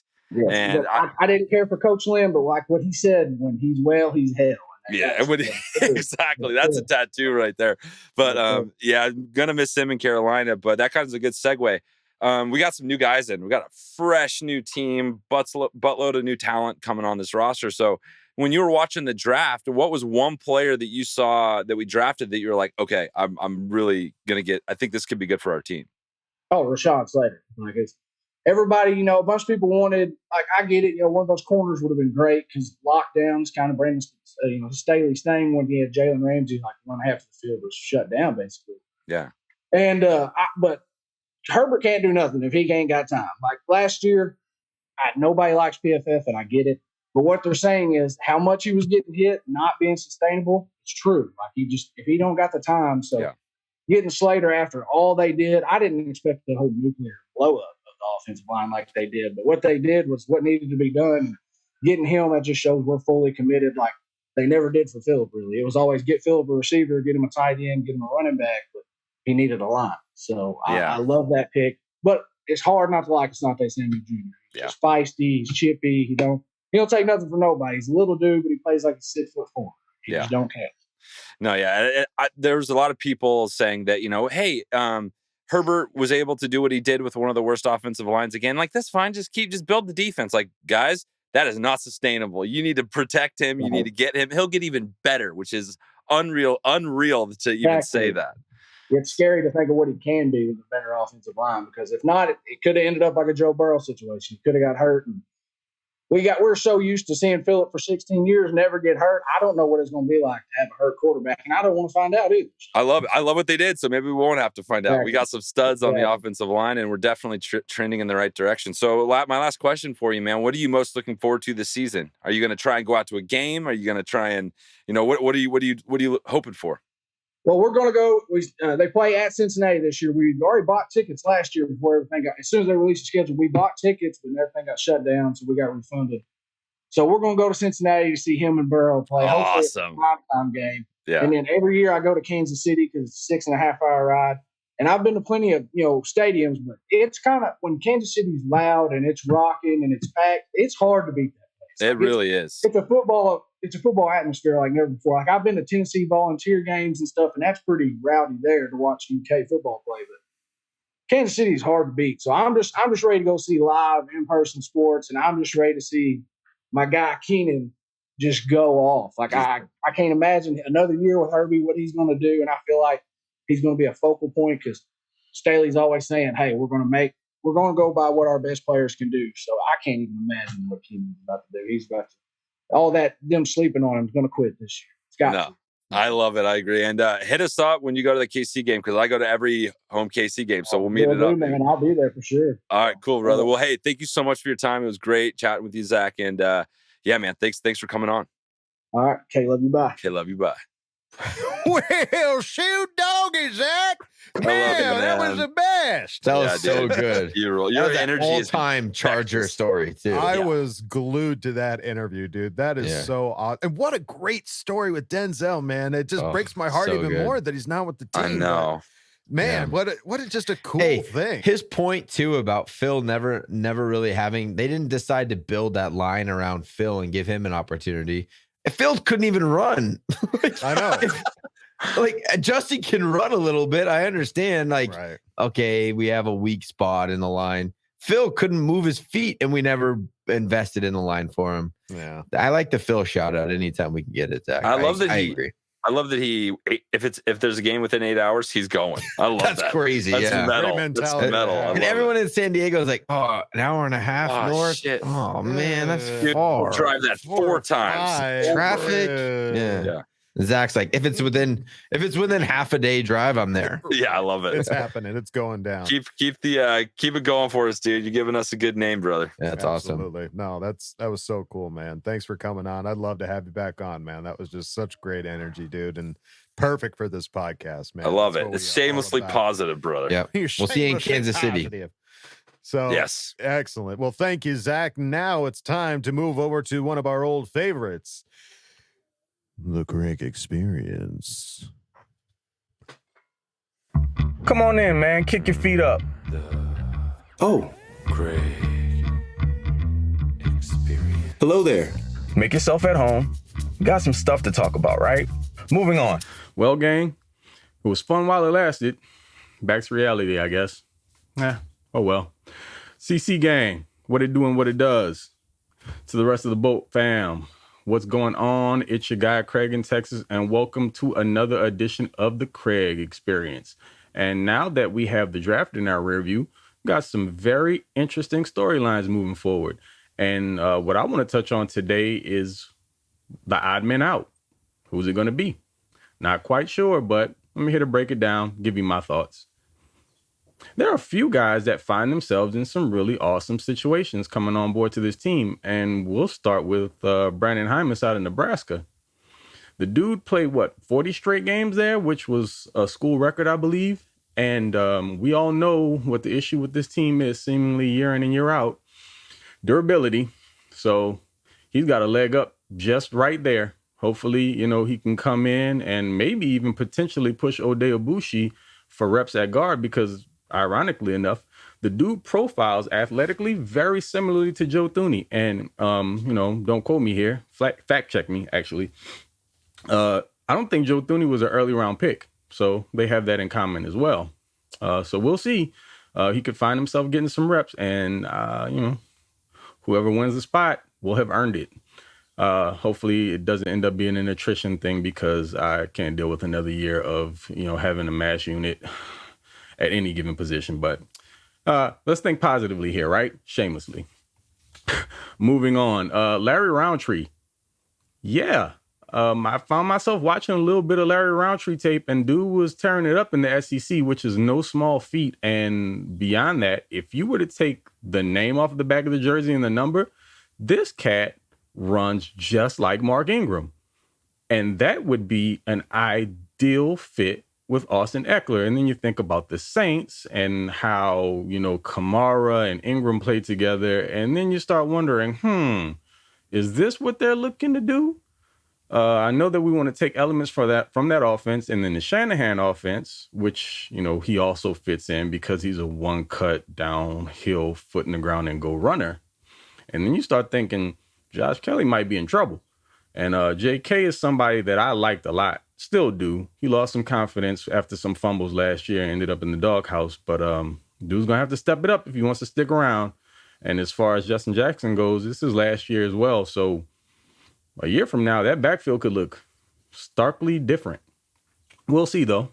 And moving ahead from there, the wide receiver spot. Everybody who's followed me for a while knows that I'm a big and have been a humongous Joe Reed fan.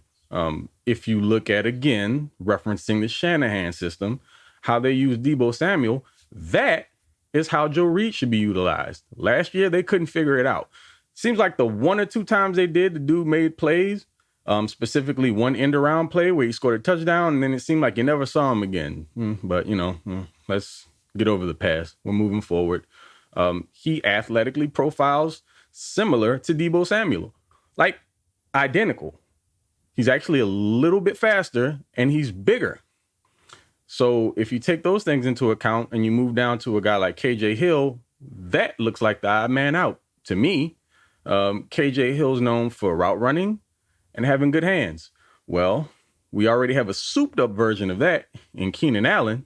And then you bring in Josh Palmer, who I actually spent a ton of time watching here in the last week or so. And, forgive me, I'm an ex-wide receiver. So I take a lot of that stuff personally, and I spend far too much time looking at the details of it, but it's just my thing. I'm weird like that. Palmer is not just a deep threat because, I don't know, the media would love to make you believe that. It's not all he is. He's very nuanced in his route running, and he's got really strong hands. And if you follow me on Twitter, you know who my comp is. Shameless plug, so I'm not going to say it here, but definitely go check out some of the stuff on my timeline. You'll get the gist. We can talk about it there. No big deal. But yeah, you take into account that Palmer's more of KJ Hill than what KJ Hill is, also faster. And then Joe Reed, who you can utilize in a multitude of ways. And then KJ Hill looks expendable. It's going to be interesting going into this year, fellas. So with that said, who do you think's job's on the line?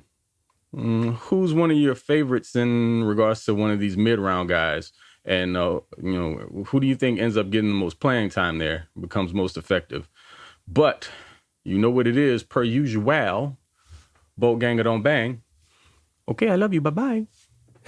Craig, man. That was a good one, Craig. Nice You brought up some great points. Really good points. It's fun is after the draft shakeout stuff is really, really fun. Because again, like pre-draft, it's all speculation, but it is fun to think about who's kind of shaking in their boots a little bit once this draft goes through, oh man, yeah, it sucks.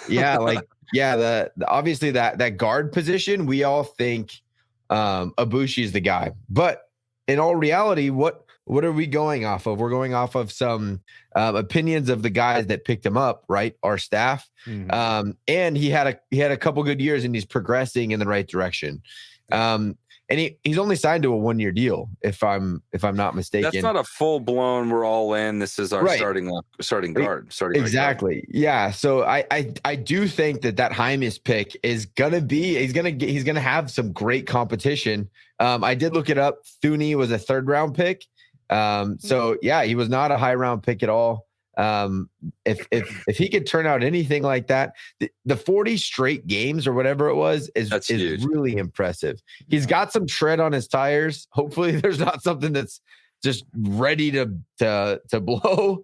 But yeah, I love it. Any, like I said last week, any Nebraska Big Ten offensive lineman, I'm all about it. Bring them on.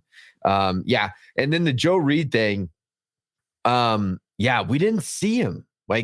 He was not a part of the offensive scheme. Yeah, I think if anyone benefited from the change in coaching staff, I think he is going to benefit the most. Like he said, with the Shanahan style of offense, with those end arounds, they tried it with Keenan a little bit, and Keenan's shifty, but he makes too much money to be sending him on end arounds, trying to outrun defensive ends, running into linebackers.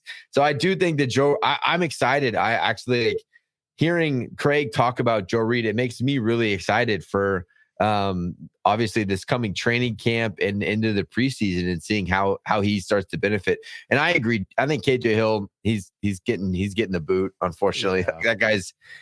We didn't really see a lot out of him last year, and what we did see wasn't remarkable. They drafted another receiver in the 3rd. Things aren't looking too great for KJ's prospects on the Chargers. Right, because that room's pretty crowded as it is right now. Right. And I think for me, I'll go with the one to look for. The biggest thing I'm looking forward to seeing this year is the special teams improvement there. And I think the Nick Neiman pick is going to be huge there. I think that guy's going to be a monster on special teams. So I'm excited about him. I know it's a little later pick to get excited about, but I just want our special teams to be awesome. So I'm going to go with that. And then I think the guy that I think has the most to lose is in a very, very dangerous position right now is Justin Jackson. And I think the reason for that is we know what he's capable of, but if you can't get on the field, you can't do it. So I think the easiest thing for him to do would be to just play like he could play all season long and get a new contract or sign somebody else, or he's not going to play and he's going to be the odd man out. That's the easiest thing for me. It kind of seems like the Chargers just draft a running back every year and they're never going to re-sign anyone unless they turn into an Austin Eckler. No. There's just they have a constant flow of rookie contracts coming through. And then you sign one, and you pay one some money. And then you just have Yeah, They're just you have some rotating through. backups. So I think Justin Jackson's gone. I think he's going to be gone next year because they're not going to pay. You're not going to have 2 running backs under contracts. And the thing is, he hasn't even really earned that big of a contract up to this point. Like, he's had flashes, he's had some good games, but he has not played enough football He's just been hurt. He's been too hurt. Yeah, it sucks for him, but that's just the reality. But for him, it's that consistency, not being able to consistently be available. But I love that comparison for Roundtree to Ingram. That's I watched a lot of his football. He's a powerful guy. Like, he was the most fun thing to watch on that offense last year. So I was excited about it. I mentioned it in the last podcast. Like, I think that's it's not some flashy Heisman candidate running back, but he's a bruiser. He'll put his head down and he'll get you yards. I think that because of that kind of a comparison and knowing that we know who our lead running back is. It's Austin Eckler. Right. As far as who's behind him, that it really does kind of become a question as far as, is it Joshua Kelly? Is it Roundtree? Is it Jackson? And I think this offseason, we're going to get a chance to find out. It would be weird for Roundtree to at least not be that second or third. So really then the question becomes, is it Kelly or Jackson going to be on the team, or is one of them going to be hanging out on the practice squad? I think Kelly definitely was just in the doghouse last year. I don't think that was a fair assessment for him. I don't think he got the wheels going again after those couple fumbles. I think he'll come back stronger. I think he's going to look great. And I think it's going to be Justin Jackson's the odd man out. Yeah, he's certainly been around the longest. I mean, to the other running backs that aren't named Austin Eckler, and you don't know what that what put him necessarily in the doghouse. I mean, we know what put him there. I shouldn't say that, but we don't know what caused those kind of jitters. Now, like, what did the coach say to him? Like, did the coach instill some confidence, or did the coach just like ream him so hard out of him that he lost his confidence and ability to play? I don't know what it was. So I'm hoping that with as good of a coach as we have right now, that's great to talk to people and is great at communicating, that some of that confidence can come back in Joshua Kelly, and to have that kind of a running back core of Eckler, Kelly, and now Roundtree, man, that's gonna so it's 1, gonna be 2, really 3 exciting. punch. It could be cool. Yeah, and especially after and behind this new offensive line too. Exactly. Yeah, the offensive line that's going to start opening up some holes for these guys. It better be a really productive year, man. This is everything seems to be coming into the right line as far as Herbert having a great season, our running backs having a great season, and it's just super exciting. Top 5 offense, man. That's what we want. We better get there, dude. We better get to the Super Bowl. As far as this whole, premonition business, prophecy, prophecy is happening. We better be in writing. Yeah. We better be having Super Bowls. I don't want top 5. I want to be best. Well, top 5 will get you close to the show, baby. Yeah. Hey, the Buccaneers did not go into the playoffs as a top seed. They had to fight their way through those playoffs. So let's just get into the dance and see what happens. Yeah, buddy. Let the prophecy take its course. Yeah, let the prophecy happen. Thank you, Craig, for diving into some of those players. It's so exciting. Hey, we're shamelessly positive, and we're shamelessly plugged too. Go follow Big Craig time. on Dude, Twitter. go top_flight_3. Yeah. Go get You're it. a Charger fan. I'm gonna have to go look and find out who his comp was, because that was some nice. I know, right? I'm gonna go check out my shit. So go check out his shit and follow ASAP, because he posts some really good stuff. Good. Yeah, and he's funny as hell, which I'm always looking for on Twitter. So yeah, Craig has got great content on Twitter. Better than me, that's for sure. I mean, I post every all my retweets. Yeah, all of my retweets for contests to win jerseys. Craig doesn't have any of that. I'm just a gift guy. I don't want to say that. I just spend all day trying to find gifts and just gift comment. So. There you go. It's a good. It's a good job to have. So again, thank you, Craig, for taking a look at some of those players. We're now in that spot where we're now not just looking at could-be players. We are looking at the players. These are our guys. Let's dive into some of these fellas, and Craig is the man to do that. So, all right. Well, now, folks, it is time to look into Ask Bolt Fam. And we've got another long laundry list of you guys out there that are asking questions. I love them all. Let's start it off with one of my old favorites, Touch of Phallus, who doesn't necessarily ask a question, but he starts Just off this brings Boltfam creativity. outright, man. Yeah, I love you creative types out there. And Touch of Phallus, you are absolutely one of the best.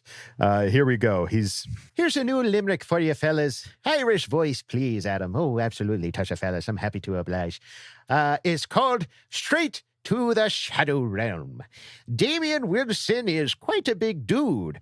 Targeted a rookie to try to start a feud.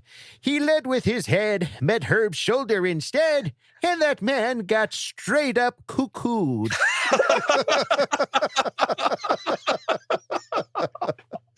Oh my God. Dude, That is all. awesome. I mean, I love all of Herbert's touchdowns, but man, knocking his that linebacker guy out in his first game. That is one First of my game. favorite Yeah. highlights. So good. And hearing the mic'd up of Austin Eckler, Like, he yeah. cuckooed that guy. That, bro. That's in our And he'd be intro. like, you It's good? so good. You okay? And he's Yeah. like, yeah, dude, I'm fine. I'm good. And just Cuckooed goes that, right bro. out there. Yeah. That dude. Perfect. So Thank good. you. Thank you, Touch of Phallus, for starting us off right. We move on to Anonymous Octopus 777. New. I think it says this is a new name. I I've don't never said recognize this those bad words boy. before in my Well, life. thank so you. Thank you. Thank you for joining us. Welcome. Thank you for coming on. You've asked a great question, and it goes something like this. Wait, hold on. Can you please tell? I don't want to bury the lead. Do you want to Okay. bury the lead? Do you want? It's not a recognizable character. So Anonymous. We'll say what it is afterwards. This is really specific. Okay, here we go. Hey guys, I'm having such a miserable day. Not a single person has visited my hot dog stand. I could really use some of your shameless positivity right now. Anyways, the Chargers have lacked an identity for so many years now. Like, who even are we? Ugh, it's so depressing. Sometimes when I think about it, oh, never mind. My counselor said I shouldn't talk about that. Yes. Anyways, my question is this. Do you guys think Brandon Staley will be able to finally establish a proper identity for the Chargers? If so, what do you think it'll be? Also, will you be my friends? Okay. I need to get back to my wieners. Dude. Okay, so Anonymous Octopus very politely asked for us to do a chronically depressed county fair hot dog stand operator with no friends. Oh my God. Yes, we'll be your friend. We will totally be your friend. Anonymous Octopus 777. So this is a question. This is at least a topic that I know that we've talked about in the past, but I honestly don't know what that necessarily means when we talk about an identity. Like, what are some examples of other teams and what their identity is as far as comparatively? Yeah, so think about like the Ravens. What is their identity as a football team? They're a defensive heavy, very physical team that's going to run the ball and drain the clock, right? So their identity is physical and defensive focused. Right? When you think of let me think, who's like a big passing air raid, throw the ball a million times a game? Like, there's City probably Patriots, right? Kansas Chiefs. City, yeah. Like certain teams have a very solidified identity, and even if you know what it is, they're still going to come out and beat you. Yeah. Right. And I think that, in all honesty, the NFL is somewhat shifting away from that. You want to be in that gray area that you could do heard that earlier, anything yeah. that. Play in Good the gray, callback. baby. Play in the gray. Right. Because in the NFL, not like in college or in high school or other levels of football, you could pick the team you want, right? So you could do, hey, we're going to lean on the defense. We're going to run the ball a lot and control the clock, which is what Anthony Lynn tried to do, and it was not successful. Now it's more of okay, we're going to get the best guys we could possibly get, and now what do we do with them? And that seems to be what it is, what it's kind of becoming now. And so what our identity is going to be, I think it's going to be evolving. I just don't think it's going to be one gray album. It'll go to gray album. And I think what's more important about like the identity of our team is more about the values that is underlying the way that the way that we play. You know what I mean? Like the Raiders have a very strong, specific identity. They're just dickheads. You know, like they just want to go out there and we're going to be dickheads. Yeah, we're going to be dickheads. Yeah, they're all pieces of shit together. Yeah. They just lead the league in penalties. Yeah. So I'm excited. Adam. I'm pulling it together. Adam's visualizing. I'm just people just talking and just shit coming out of the mouth. No, I'm visualizing these black and silver like droopy drawers like dragging around on the field. Shit their pants. Yeah, that's what they are. So let's just hope we're not that. Yeah, let's not be that. Let's not have that be our identity going into next season. But I don't know what you would necessarily classify our identity being other than being in the gray, being mysterious. I like that. I also like the idea that, Staley, even on that Pardon My Take interview, he was talking about like making adjustments and having plans, like being prepared. Mm-hmm. That's what I want our identity to be, being prepared and not coming out without the proper game plan, which I think with Staley we're going to have.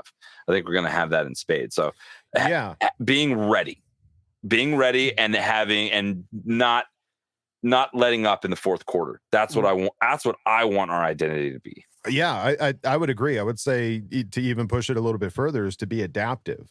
I think that was the frustrating thing, especially on our defense last year, was that we were very put your head down. That's what we run. Right. That's what we do. Same with offense. Run, pass, run, pass, run, pass. So I'm hoping that ends up being the case where we have a plan and we are adaptive, that we can change to play against our opponent and not just we're just going to do the same thing, but we're going to do it really good. Because that only gets you so far, as we saw last year. But for sure. But great question. Really good one. Octopus. Really good and great script. Thank you so much. Yeah, I love the scripts. This creativity is off the charts. I love it so much. I love these guys. So thank you so much. We move on now to Mike Nava. Yes. Good old Mike, who asked the question. Are you guys happy with the Bolts off season? Is there anything you guys would do different? No. I could not be happy with everything. Think of anything either. The only thing is the Trey McKitty thing. It's the only thing that and that is just nitpicking at this point. I loved everything they've done except for that's the one that I was just kind of like, huh? But maybe he'll be amazing. Maybe he's going to be like a perennial Pro Bowler. I don't know yet. Very well could be. I think I wouldn't necessarily do anything different. If anything, I would say, like, especially after listening to the fan focus with Zach, could we please keep Denzel Perryman? Yeah. Like, would that be too much to ask? Yeah. Like, he's such a cool player. Please. That's a good point. Yeah, Perryman. For me, the only thing is one of the biggest things in the NFL right now is pass rush and protecting your quarterback. We protected our quarterback, and I do think Uchenna is going to have a breakout year. Yeah. But I just don't think we have an extreme amount of depth at the pass rush position. Now, do we need to go sign one of the biggest names in free agency? No.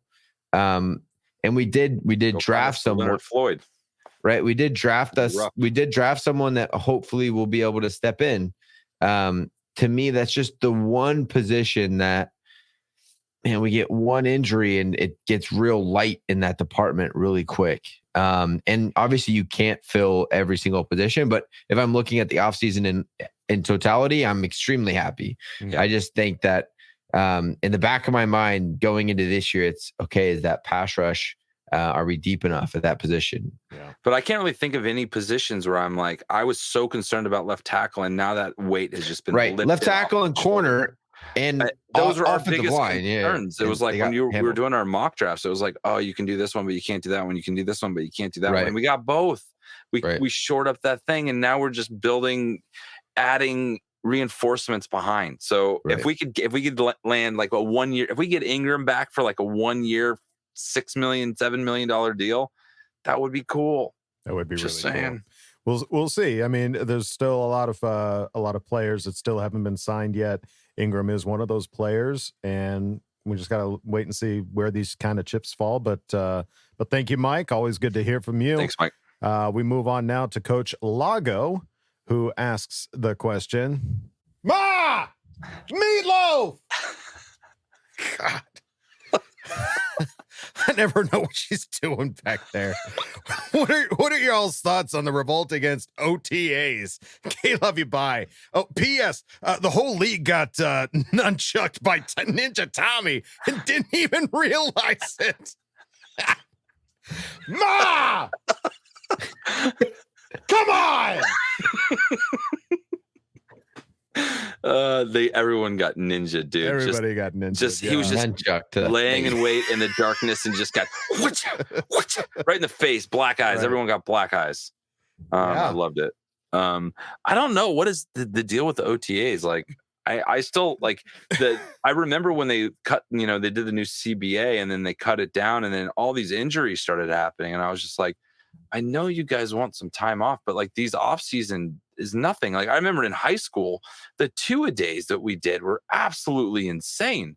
And I survived that. Like I get these are like professional athletes that train on their own and stuff, but like, come on guys, we got to practice if we're going to be good. I don't get it. Yeah, there's pros and cons to both sides. I mean, the O stands for optional, right?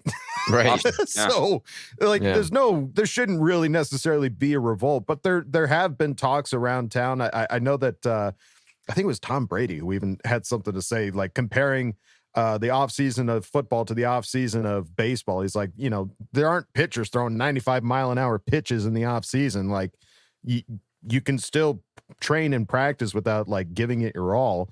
And I mean, I don't know. It's optional. Okay. There's no revolt. It's like you're either in or you're out. So there's some drama surrounding it. It's just because the NFLPA. It's the player association just trying to flex, and they grandstand on certain things to get other things they want. So who really knows what's going on? Well, it's almost like the superstars that don't need OTAs are like, okay, I don't want to go, but I don't want to look bad for not going. Exactly. So make this happen so I don't look bad.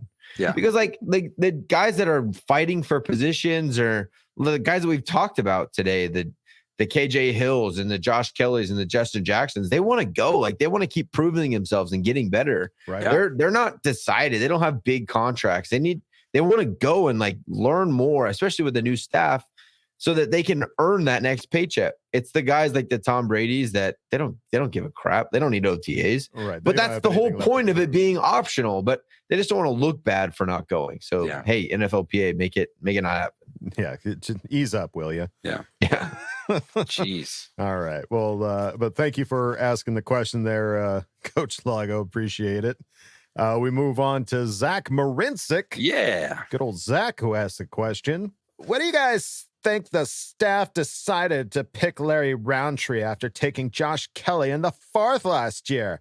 Obviously, Kelley was a bad blocker and didn't have a great year. But what's the point in picking another running back to play such a small role? I think we touched on that. Yeah.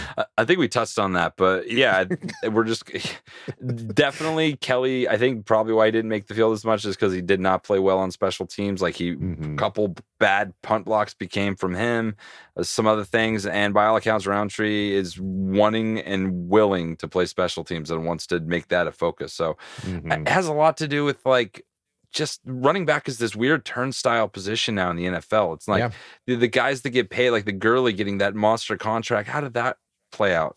It didn't. Right. You just bring in guys, and whoever does the best that year, whoever stays the most injury free is gonna have a good opportunity. So this guy's good. I want to put it on there. I want to plant my flag. Larry Roundtree is a good player. I watched him play. I live in Columbia, Missouri, and I went down to the stadium and watched him play 3 or 4 times. Larry Roundtree is a good player. I've seen it.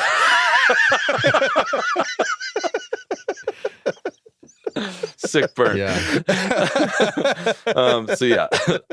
That's my take on it. But you're paying a 6. What are you paying a 6th-round pick? Like nothing. you bring in a guy because you lose Kalen Ballage, and we didn't pick anybody else as depth. So you bring this guy in, a 6th-round pick that you're not paying much. You put him on a couple-year deal, and if it turns out good, you got a guy for a of quite a few years that you don't have to pay a lot. So it's like we said, I think that running back position just becomes you pick up late every year and every couple of years, and that way you just have that kind of, hey, if you don't play well, you're out. Yeah, because what are 6th-round picks really doing in Special other teams and depth? Exactly. You're not expecting a lot. So, that is a position where they can play special teams, and who knows? Right. You could see the field when, we're jamming it down Austin people's Eckler throats. was undrafted and became one of the top 10 running backs. Exactly. You don't need a first-round pick to have a top running back. They saw something in him that we didn't know about, and they liked him, so they picked him. So exactly. And Tom trust him. Gotta trust him. And trust me, he's good. I watched him play. Trust Huggin. I went there down the street. I was there. Saw him with his own eyes. His own eyes. You need Huggin on that wall. You want Huggin on that wall. All right. Thank you, Zach, for asking the question. We move on to Ryan Toledo, who asked the question. Can each one of you guys make a prediction on who won't make the 53-man roster? Okay, love you, boy. That's kind of easy because there's gonna be a lot of guys that aren't gonna suit up for. Some guys are pretty easy to pick. Yeah. I'm gonna say, I don't think that'll be too difficult because we have so many good options on this team now. So getting down to 53, the big question is what they're gonna do with this quarterback situation and how many are they gonna hold on to. I think last year they held on to 3. They're probably gonna hold on to 3 again. So I don't know. What do you guys think? Honestly, here's my pick. I'm going to say Michael Badgley. Ooh. Oh, I was going to say the same thing, Wooly. I was just about to say. I think Michael Badgley is going to get the boot and some here in the offseason. Yeah. They brought in too much competition. Exactly. To not have some doubt about who his abilities. Exactly. I think that there's plenty of guys that get picked that are undrafted free agent guys that aren't going to make the team. But I think that a guy that will be like, holy cow, we really let him go would be the Badgley cut. Yeah. All right. Well, thank you, Ryan Toledo, for asking the question. It's a good question. We move on now to Rob Sprague. Rob Sprague. Rob Sprague. Spragging. I'm not making fun of you. I don't. Spraggy. Well, we'll go with Sprag. We'll go Sprags. Rob Sprague, who asked the question. What do you believe are the weak spots on our roster, and how can we fix them? Let me put my teeth back in. We think we can agree on this, Kyle. The rush, just the depth that makes the most sense right now. I just think that healthy, we have a great roster. I don't think there's a glaring weak spot with our starting 22. Yeah. But as we know, that goes quick, and that's when your roster really gets revealed of how strong it is. So I think the weak spots are going to show themselves as the season goes on. But right now, as I look at it, the only thing with depth issues would be those edge rushers. But I don't know. Staley's hopefully a mastermind. I think because we don't have enough tape to go off of as far as how it's going to play out this next year. Honestly, special teams, I think, is probably our weakest spot that hopefully gets beefed up from all of these guys that we've picked up this offseason. Hopefully gets beefed up from the coach that we've picked up, but we just haven't seen it yet. We don't know really how well they're going to play. So I want to say that it's strong kicker, and that it's going to get better. You're doubling down on kicker. I don't want to necessarily point out the kicker necessarily. I've kicked him in the nuts enough as it is, but I think just special teams as a whole, I don't know what you would call all those different positions when it comes to special teams. I know you usually got 2 guys on the outside and then you've got Gunners. the whole line. Yeah, so those kind of positions, I don't know how well they're necessarily going to play. Well, and the thing that I'm curious to see is, we picked up Kyle Fackrell. Right, and yeah, he's another guy. Who's to know what kind of, we don't have these giant names, but he had a great season. Yeah. So, I think it feels like these under the radar, who was Leonard Floyd before last year? Right. Not many people could tell you. I think there's some hidden guys on this roster that could step up and be like, oh shit, we have an injury, next man up, and wow, is he making the most of it? That's the shamelessly positive hope that we all have. Right. We're hoping, baby. We let's brush a little off there. Yeah, we got to be shamelessly positive. So the shamelessly positive answer. In Kevin's mind, our backups are better than our starters. They could be starting on any other team. All of our backups. That's and make them better too. Exactly. So excellent. Well, thank you, Rob, for asking the question. We move on now to the real Manic MC, and shout out to K May, because you asked pretty much the same question, but I'm going to stick with the real Manic MC, who asked a question. It goes a little something like this. What happens to my favorite NFL player, Melvin Ingram? My heart will break if he leaves. I'm emotionally involved. One of the first players I truly followed through his whole career. I was ecstatic when we got him, and I will be devastated if we lose him. MC like me. I don't know who that character was, but he came right out. I locked in on you on that one. I was just like, I wasn't reading what you were reading. I was just like, what's happening now? This is crazy. Yeah. I mean, performance. Thank you. Thank you very much. Yeah, Melvin Ingram, man, he is certainly a question mark right now. We all want him signed, man. We all want him for sure. He wants the money, so dude. sad. He's at that tail end of his career where he wants to get paid as much as he can before it's off into the sunset. I don't know, though. Like, I don't know either, dude. No. Well, he already visited with Kansas Kevin City. Knows. He texted Melvin Ingram. But why wouldn't he do it? Like, why wouldn't if the Chiefs were offering him enough money? Like, if you want to go win a Super Bowl, the odds of the Chiefs to make the most sense if you want a Super Bowl, it's the money, dude. That's why it is. So we got to wait for everyone to settle down. But you don't know what he was offered. But my point is that if it wasn't about the money, and if you wanted like the odds, if he wanted to Vegas be on odds to go win a Super Bowl, if it wasn't about the money, he wants to play with the Chargers, with his boys, with the guys that he came into the league with, and he wants to win with. If it's not about the money, you're not listening to me. No, I'm listening. You're saying it's about winning. I'm saying it's maybe to him, it's about loyalty. You're wanting to say if it was about loyalty, he would have signed with us already, Kyle. This boat you made holds. It's full of water. It is sinking. Oh wait, we're under. Oh my god, we're underwater. We're underwater. That argument's underwater already. Go ahead. Go ahead. No, it's not. You're stupid. You're stupid. You're so stupid. Yeah. The final point is yes, we would love to have Melvin Ingram back. There is still money that Kevin we thinks have. he's just a greedy money bagger that's gonna. But we've got money. I think I was about to make a good point, and then you went all filling up your boat full of water, Kyle. And then Adam, what were you gonna say? So just the point being, we still have money to spend. Okay, we could still offer him a contract, and maybe honestly, you got to look at the production as well. He didn't have a great season last season. He was hurt. So you got to be like, are we going to pay top dollar to a guy that's consistently hurt or hasn't had a complete season? I know he's been hurt a couple seasons. So you got to wonder what kind of money that he's asking for. I want to add this. So I agree with you, Kyle, in a sense. If he was getting offered like very similar amounts of money between the Chiefs and the Chargers, he's going to go with the Chargers. That makes the most sense. But he hasn't decided on that yet. So I think he's still waiting to see where he can get the most money. If it was all about friendship and all about loyalty to his team, that deal would have been done. Well, have we offered him any? We don't even know if we've offered him anything. Yeah, we don't know. Maybe we're still waiting to see where our roster lines up. And there's so many different things going on. Right.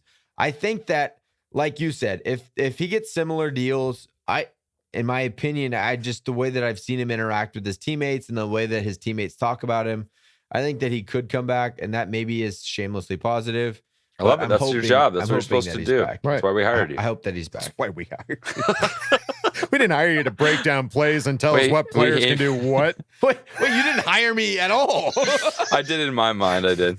We threw you a Manscaped. What more do you want? I'm in the red. I'm in the red on this podcast, boys. You don't even get me started. Yeah, this hiring. I don't know what happened. It's a love. Well, we passion. brought you into this world. We could take you out. Thank you, the real Manic MC. Appreciate you stopping by. All right, we move on now to Brent Choi. And shout out to Bolt up in the 6. You pretty much asked the same question as Brent Choi. I'm going to stick with Brent on this one. He asked the question, if we could sign one free agent, not including Melvin Ingram, who would it be? Maybe 3 to 7 million range. I don't know. Who? Someone that I've talked about frequently in the past couple of weeks is Malik Hooker. It was a guy that when we drafted a few years back, I was really high on him And I was hoping that the Chargers would pick him up. He's had kind of a rough health, which it's so, as a Charger fan, I'm like, yeah, let's bring on the guy that's been hurt his whole career. But he's a first-round talent. I think you could bring him on. Yeah, he's a first-round talent that I think you could bring on a cheap one-year deal.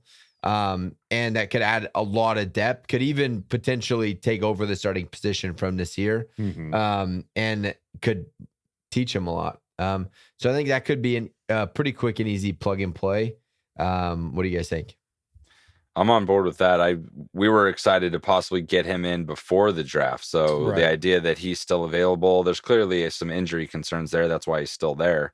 But we've got some depth. So if you can, we're taking flyers on people. So take a flyer, see how hurt he really is. And if he's a high talent that I just think that we could get cheap. Yeah, and exactly. There's not a lot of those out there, and a position that we don't need a starter, but a guy that you could bring in and could flourish under Staley's system. Big time. Totally. Yeah, one guy that I would actually be pretty hyped if we picked up was Bobby McCain, who's also in that safety position out of Miami. I thought he played really well with them. I feel like he got cut because just like every team had to lower their spending as far as where they can spend money on players. So I think he would be a great pickup. He's still kind of in a bit of his prime, and again, would just be good depth to have at that safety position. So Malik Hooker, Bobby McCain. How awesome is it that we're talking about just adding depth at this point? Right. So much has changed since the draft, dude. Adding it's unreal. First round guys to be As bring him on and get him cheap. Let him hang out. Give him a 1 year deal. Let's see if they work yet. I don't know. Let's get him in the trainer room. We'll see if we can tape him up, get him ready for maybe some backup stuff. Who knows? This guy over here with the gabagoo. All right. Gabagoo. Excellent. Well, thank you, Brent Choi, for asking the question. We move on now to Z the King 1. Ooh. Who asked the question? Wow.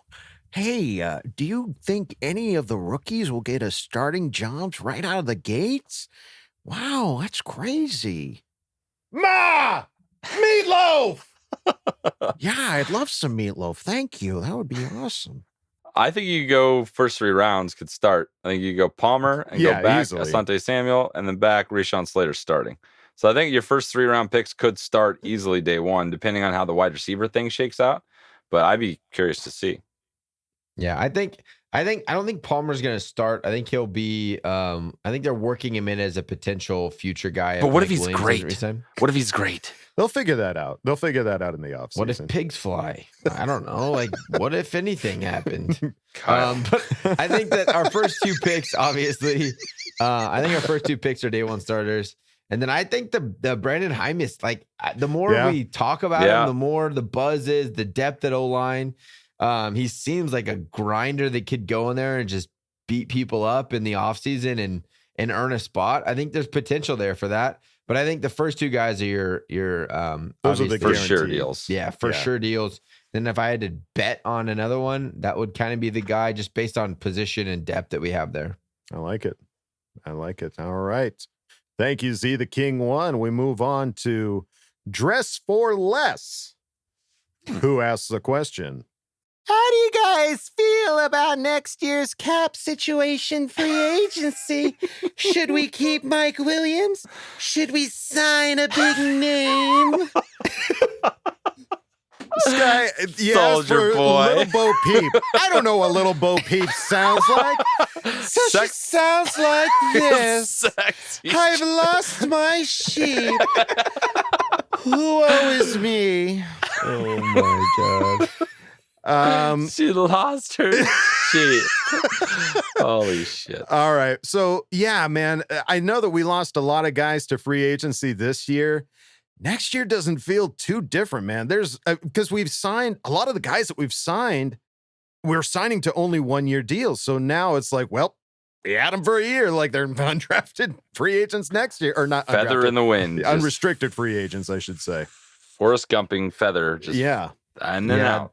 The big names is the Chris Harris free agency next year. Outside of that, like there's some guys like obviously like Jared Cook, Mike Williams. Those are kind of your 3 biggest names that have a huge impact. And I don't feel great about it. No, I don't think anyone is ever excited about free agency. But yeah, I don't know. Like all 3 of those. So wide receiver, we obviously drafted this year. Tight end, we picked up another one this year. So we kind of have to see how this year goes before we I want to feel about free agency. I want to feel really bad about free agency next year because that'll mean we did so damn well this year that we can't sign anybody. Like, sign me up for that sadness. Because I want to win a Super Bowl. Big time. Yeah. And I think Linval Joseph is another one of those big guys that we got to see how they pan out this year, but boy, he would be a great one to keep around as well. But stop asking these questions about next year. God damn it. Let's look at this year. Just getting started with this year. Let's get through this year first. Jeez Louise.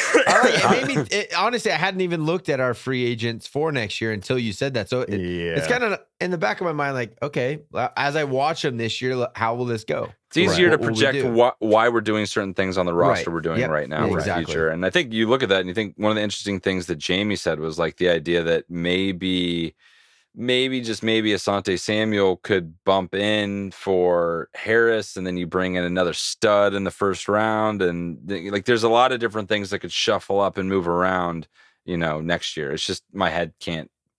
I'm not a smart man, I'm not a smart man, and I can't keep all that in my brain. So we just gonna eat ice cream. I love I love running. It makes me not jealous of these GMs in the NFL. Oh, for real, yeah. Constantly stressed out. That sucks. Because that is a GM question. Okay, what'd you do this year for next year? How are you going to handle next year's cap space? And what if the cap space goes down again? And it's the ultimate game of chess, dude, just with tough, human pieces. It's a lot of juggling, a lot of names to juggle. So thank you, Just for Less, for asking the question. We move on to Robbie Menendez, who asked the question. With the offensive line set, receivers stacked and Eck healthy at running back, how realistic on a scale from 1 to 10 is it to assume J. Herb will have a MVP season similar to what Josh Allen put together last year for the Bills? Also, where is Boltman, and can we bring him back? I will drink his milkshake. I'll drink it up. You're asking the shamelessly positive podcast, so MVP, baby. Yeah. And I wouldn't compare it to Josh Allen because he didn't win the MVP. That was old Mr. I'm not sure if I want to be a Packer anymore. So I'm going 10 because that's just how I feel about my boy. Always, yeah. Might as well be a maybe 10. Somebody else wants to cut me down. I'm not. It won't be me. You're up. It'll be your brother. No, I'm. It won't be me. It'll be your brother. I'm hoping for 10. So realistically, on a scale from 1 to 10, is Justin Herbert the best player in the National Football League? Why not, dude? I guess 10. I hope. I don't know. You don't sound very shamelessly. I mean, because he's not shamelessly. It's just kind of positive. It's just like the best player in the whole National Football League. Yeah. Think of it like this: Justin Herbert put up the numbers that he did to be the offensive rookie of the year last year. Broke just about every damn record. Right. With legitimately the worst offensive line last year. Yes. Legit. Like the numbers prove it. They were the worst offensive line last year. Give him now this entire new offensive line. He's gonna be the best football player ever. Listen. Like, we gotta be realistic. I am. With that season that he put together, offensive rookie of the year, he was still not considered by a lot of these critics that vote on the MVP. He wasn't even considered top 10 to a lot of them. So how he's gonna jump from out of the top 10 to.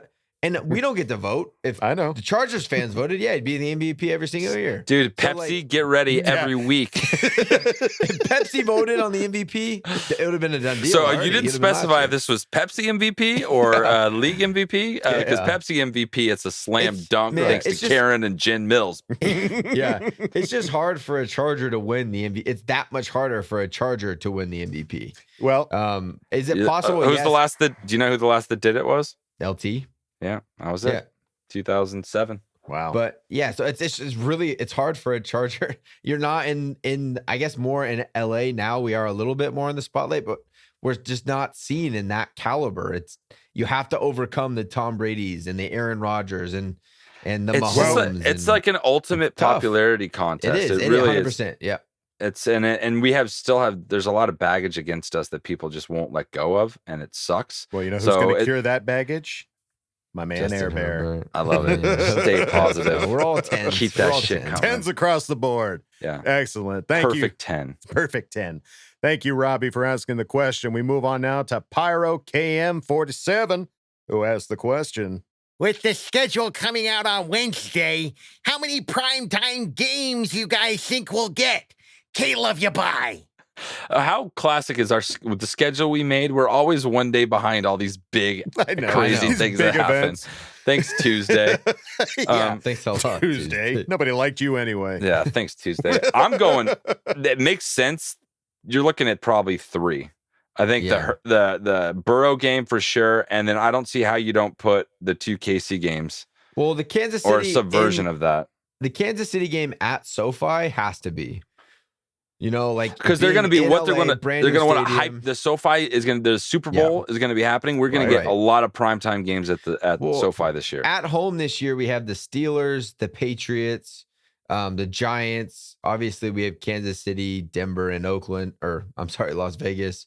There's a potential for us to have a lot of primetime games. I think at least 3 primetime. I think 3 is realistic, especially with what Herbert did. That counts Thursday, yes or no? Are we just thinking Sunday, Monday? Thursday's a primetime. It's the only game you can watch. So I think between Thursday, Sunday, Sunday night, Monday, I think we get at least 3, potentially 4 prime day games. I kind of hate Sunday night games. I'd prefer to have Thursday and Monday all day long. Shouldn't have moved away from the West Coast because I know it's so late here. That 5:20 start time is beautiful. That's all on you, my friend. Yeah, that's your fault, my guy. I'm gonna go higher. I'm gonna say over 3. I think there's just too much buzz around Herbert, and honestly, the Chargers as a team in its entirety with Brandon Staley, with every new, which I think that can also kind of go against us as far as not knowing what we could produce. But I think there's just too much excitement with this team. We might get bumped, but we'll start with we might. Yeah, we'll be in the slot, but then they might pull it down the line. I'm thinking we'll 3. Have it. How about we make our bold predictions? Okay. I'm going 3. All right, I'll go 4. Fuck it, I'll go 5. You're crazy. 16. I like you, but you're crazy. 17. All right, 3, 4, 5. We'll see what happens next episode. Excellent. Yeah, I'll say 5. I'm comfortable with 5. Thank you, Pyro KM47, for asking the question. We move on to C. Densley 11, who asked the question. How much of last year's late season success do you think will carry into this year? On one hand, we racked 4 straight wins, including 3 within our division and 3 games-winning drives from Herbie and company. On the other hand, we go to this year with new systems on both sides, a completely overhauled O-line, which is way more positive than negative, but it is still a change and a potentially virtual offseason yet again. Are we expecting to compete for the division title this year, or will a 9-10 win season with clear signs of improvement and better in-game decision-making be considered a success in year 1 of Staley's tenure? I think we're going 4-2 in the AFC West. 4-2. So I think I think we're going to sweep the Raiders, and I think we're going to split one with the Donkeys, split one with the Chiefs. I think that's how we're going to 4-2, and then we'll be in competition. Hopefully, I think that's where that's my projection. As far as is it okay just to have a 9-10 win season with clear signs Hell of improvement? No. I think with Justin Herbert, now that you have an elite quarterback, every year you're expected to make the playoffs. Yeah. If there's was a it hole 11? there, It was 10 and you're in. Now it's 11 and you're in, right? I guess you could. Yeah, you could bump it up. 10 could possibly still get you in, but I think you have to make the playoffs every single year for us to be. I don't know. Like, I'm not okay with not making the playoffs anymore. You have a. I don't know. It's like I'm done with that. Like, not okay. So enough's enough. You got to make the playoffs, and just making better in-game decisions. That's just your responsibility as a head coach. Like, I'm not going to give you props for that. That's not only going to get better, by the way. It's only going to get better. Yeah. So I think you gotta make the playoffs. Playoffs. The question started with the last win winning at the end of the season. it was hard when the draft was going on, but I do think that even watching this offseason and social media, seeing the guys playing golf together and hanging out outside of team activities, I think that's because of that little run. I think if you've ever been a part of a team sport, when you win, you start to click, you start to gel, you start to make friendships. And that happens when you win games. And I think that had a positive influence moving into the offseason. And I think that will help us next year. Big time. Yeah, I want to see it happen. Excellent. Thank you, C. Densley. We move on to Chimney Crickets, who asks the question. Yeah, I believe I asked too late last week. Now that we're post-draft, what do you think our record will be this year with TT coming in clutch with Slater and Samuel? Sounded boring. Just perfect. By the way, Kevin is also a coach. He coaches his son's t-ball team, so I think that's what the impression was going off of. Sounded boring. Your best Coach Duggan impression. That was my best Coach Duggan. I work with what he gives Guess me. what? Boring as shit. It's great.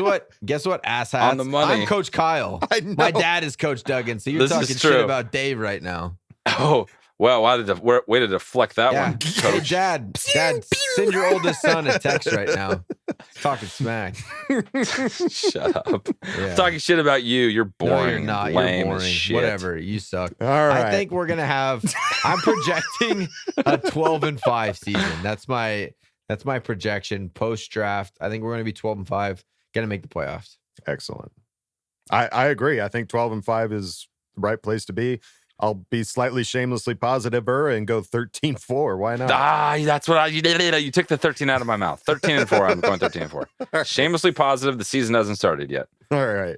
Well, there you go. Chimney Crickets.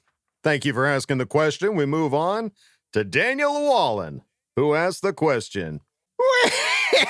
Oh, shoot. Thoughts on Kenneth Murray switching to number 9 and our rookie linebacker choosing a safety number 31? I think it's weird as Call me old school, but I think it's strange. Also, the donkeys. Love you back. Oh, that's so good. It's weird as It's weird as Holy shit! We didn't get a the Raiders. We got a the donkeys. Yeah, we got to spread it around. We got to give it to beep some other beep teams. beep beep beep. Oh wow! That's so good. Yeah, that'll be fun to edit. I like it. It's cool. It's fun. I will always know where Kenneth Murray is on the field now. It'll be easy to spot him. I like it. I don't know. A lot of people are throwing up a big fuss about it. It is what it is. Yeah. I like it. Yeah, and if anything, it'll just make whatever jerseys that are left over that much cheaper to buy. That's how I got my first Joey Bosa jersey. So There you go. 99, 99 Bosa, baby. Nice. So Yeah, I threw that shit. Yeah, threw it in the look for trash can. discount Got a jerseys. 97. Yeah. Okay. So what about the guys? So like Kenneth Murray bought out all of his rookie year jerseys, that number. Do they send him to his house or what? Like, does he just have fucking those are his Christmas stockpiles of presents. jerseys? That would be Everybody gets an sick. old jersey. Yeah. Dude, that would be so Can sick. you imagine the giveaways that he could do? Oh my God. That's genius. We'll see. We're giving You just out blew free my ideas mind with that. here. Time will tell. Time will Yeah. tell. Excellent. All right. Thank you, Daniel Lawala. We move on now to, hey, Die Hard Bolt Club. Hell Holy yes. smokes. Welcome. Wow. Welcome to Ask Honored. Bolt Fam. Yeah. Yes. Jeezy Creasy. All right. Well, you ask a question and it goes something like this.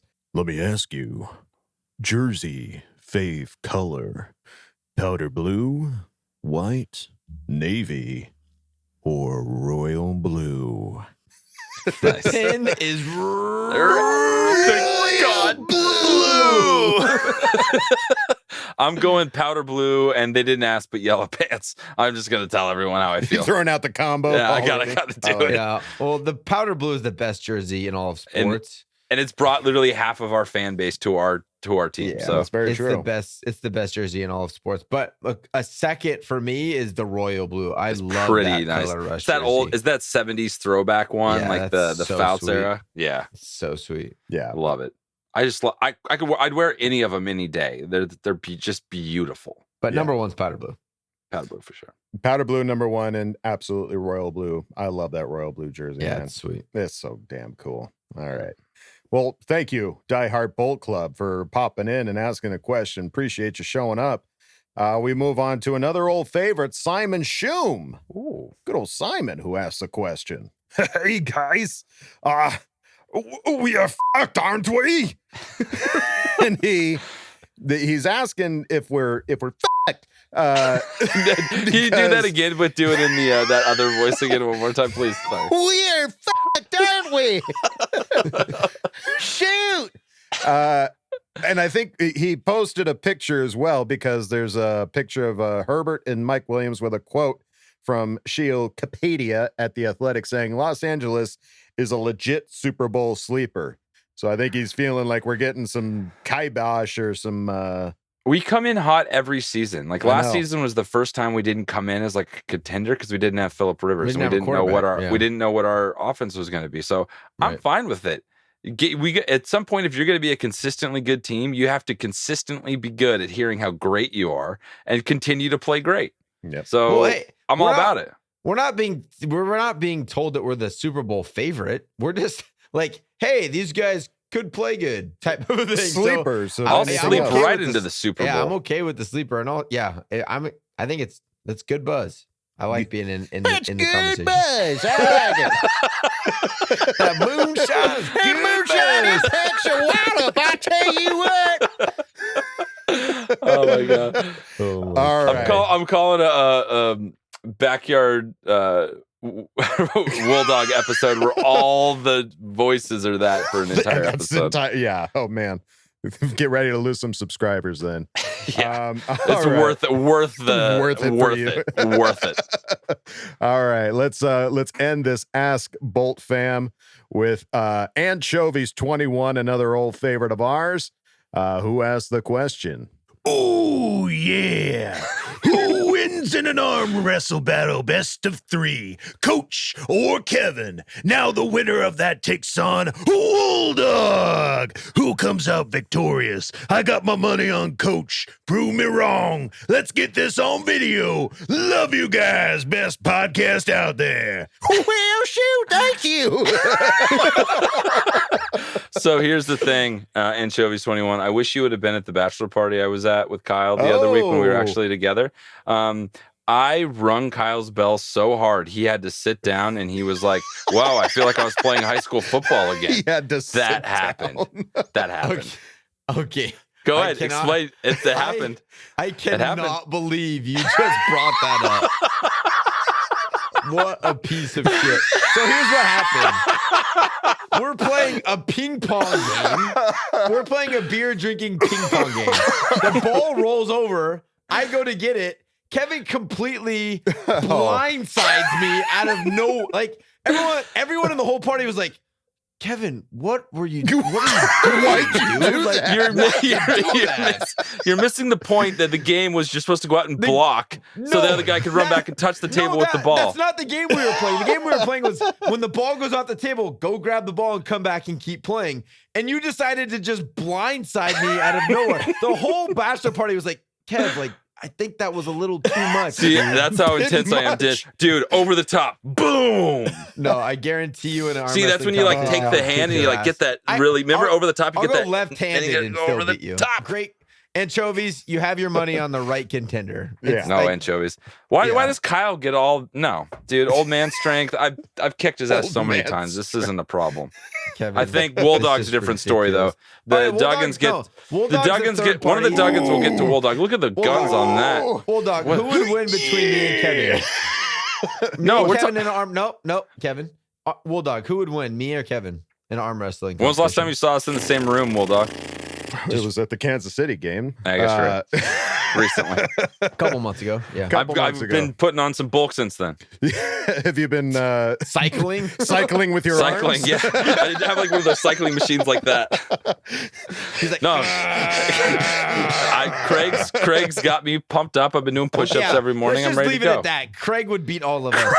Yeah, if you're gonna put money on anybody that's on the Charger Chat podcast, Craig. Put it on Craig. Wins. Yeah, Craig. When it comes to drunken cheap shots, drunken blindsides, drunken being an asshole at a bachelor party. Oh my God, that's the name, the drunken blindside. Boom. All right. There you go, folks. Good question. Good question, Anchovies. Thanks for taking us out. Man, all right, folks. That's going to do it for us this week here at Charger Chat. Thanks for showing up, and we'll do it again next week. Don't forget to bolt up, because we're ready for any squad, any place. Love you, bye. Okay, love you, bye. Well, shoot, can't love you bye. And now, a word from our sponsors. Well, howdy, partner. Looking to change your jersey number this year? Well, shoot, I don't blame you. Seems like everybody's doing it. Well, get yourself taken care of at Huggin' Duggan's Jersey Haberdashery. We got all kinds of numerics for your jersey wearing needs. We got single digits, double digits, odd numbers, even numbers. We got it all. So come on down to Huggin' Duggan's Jersey Haberdashery and get yourself some new jersey numbers today.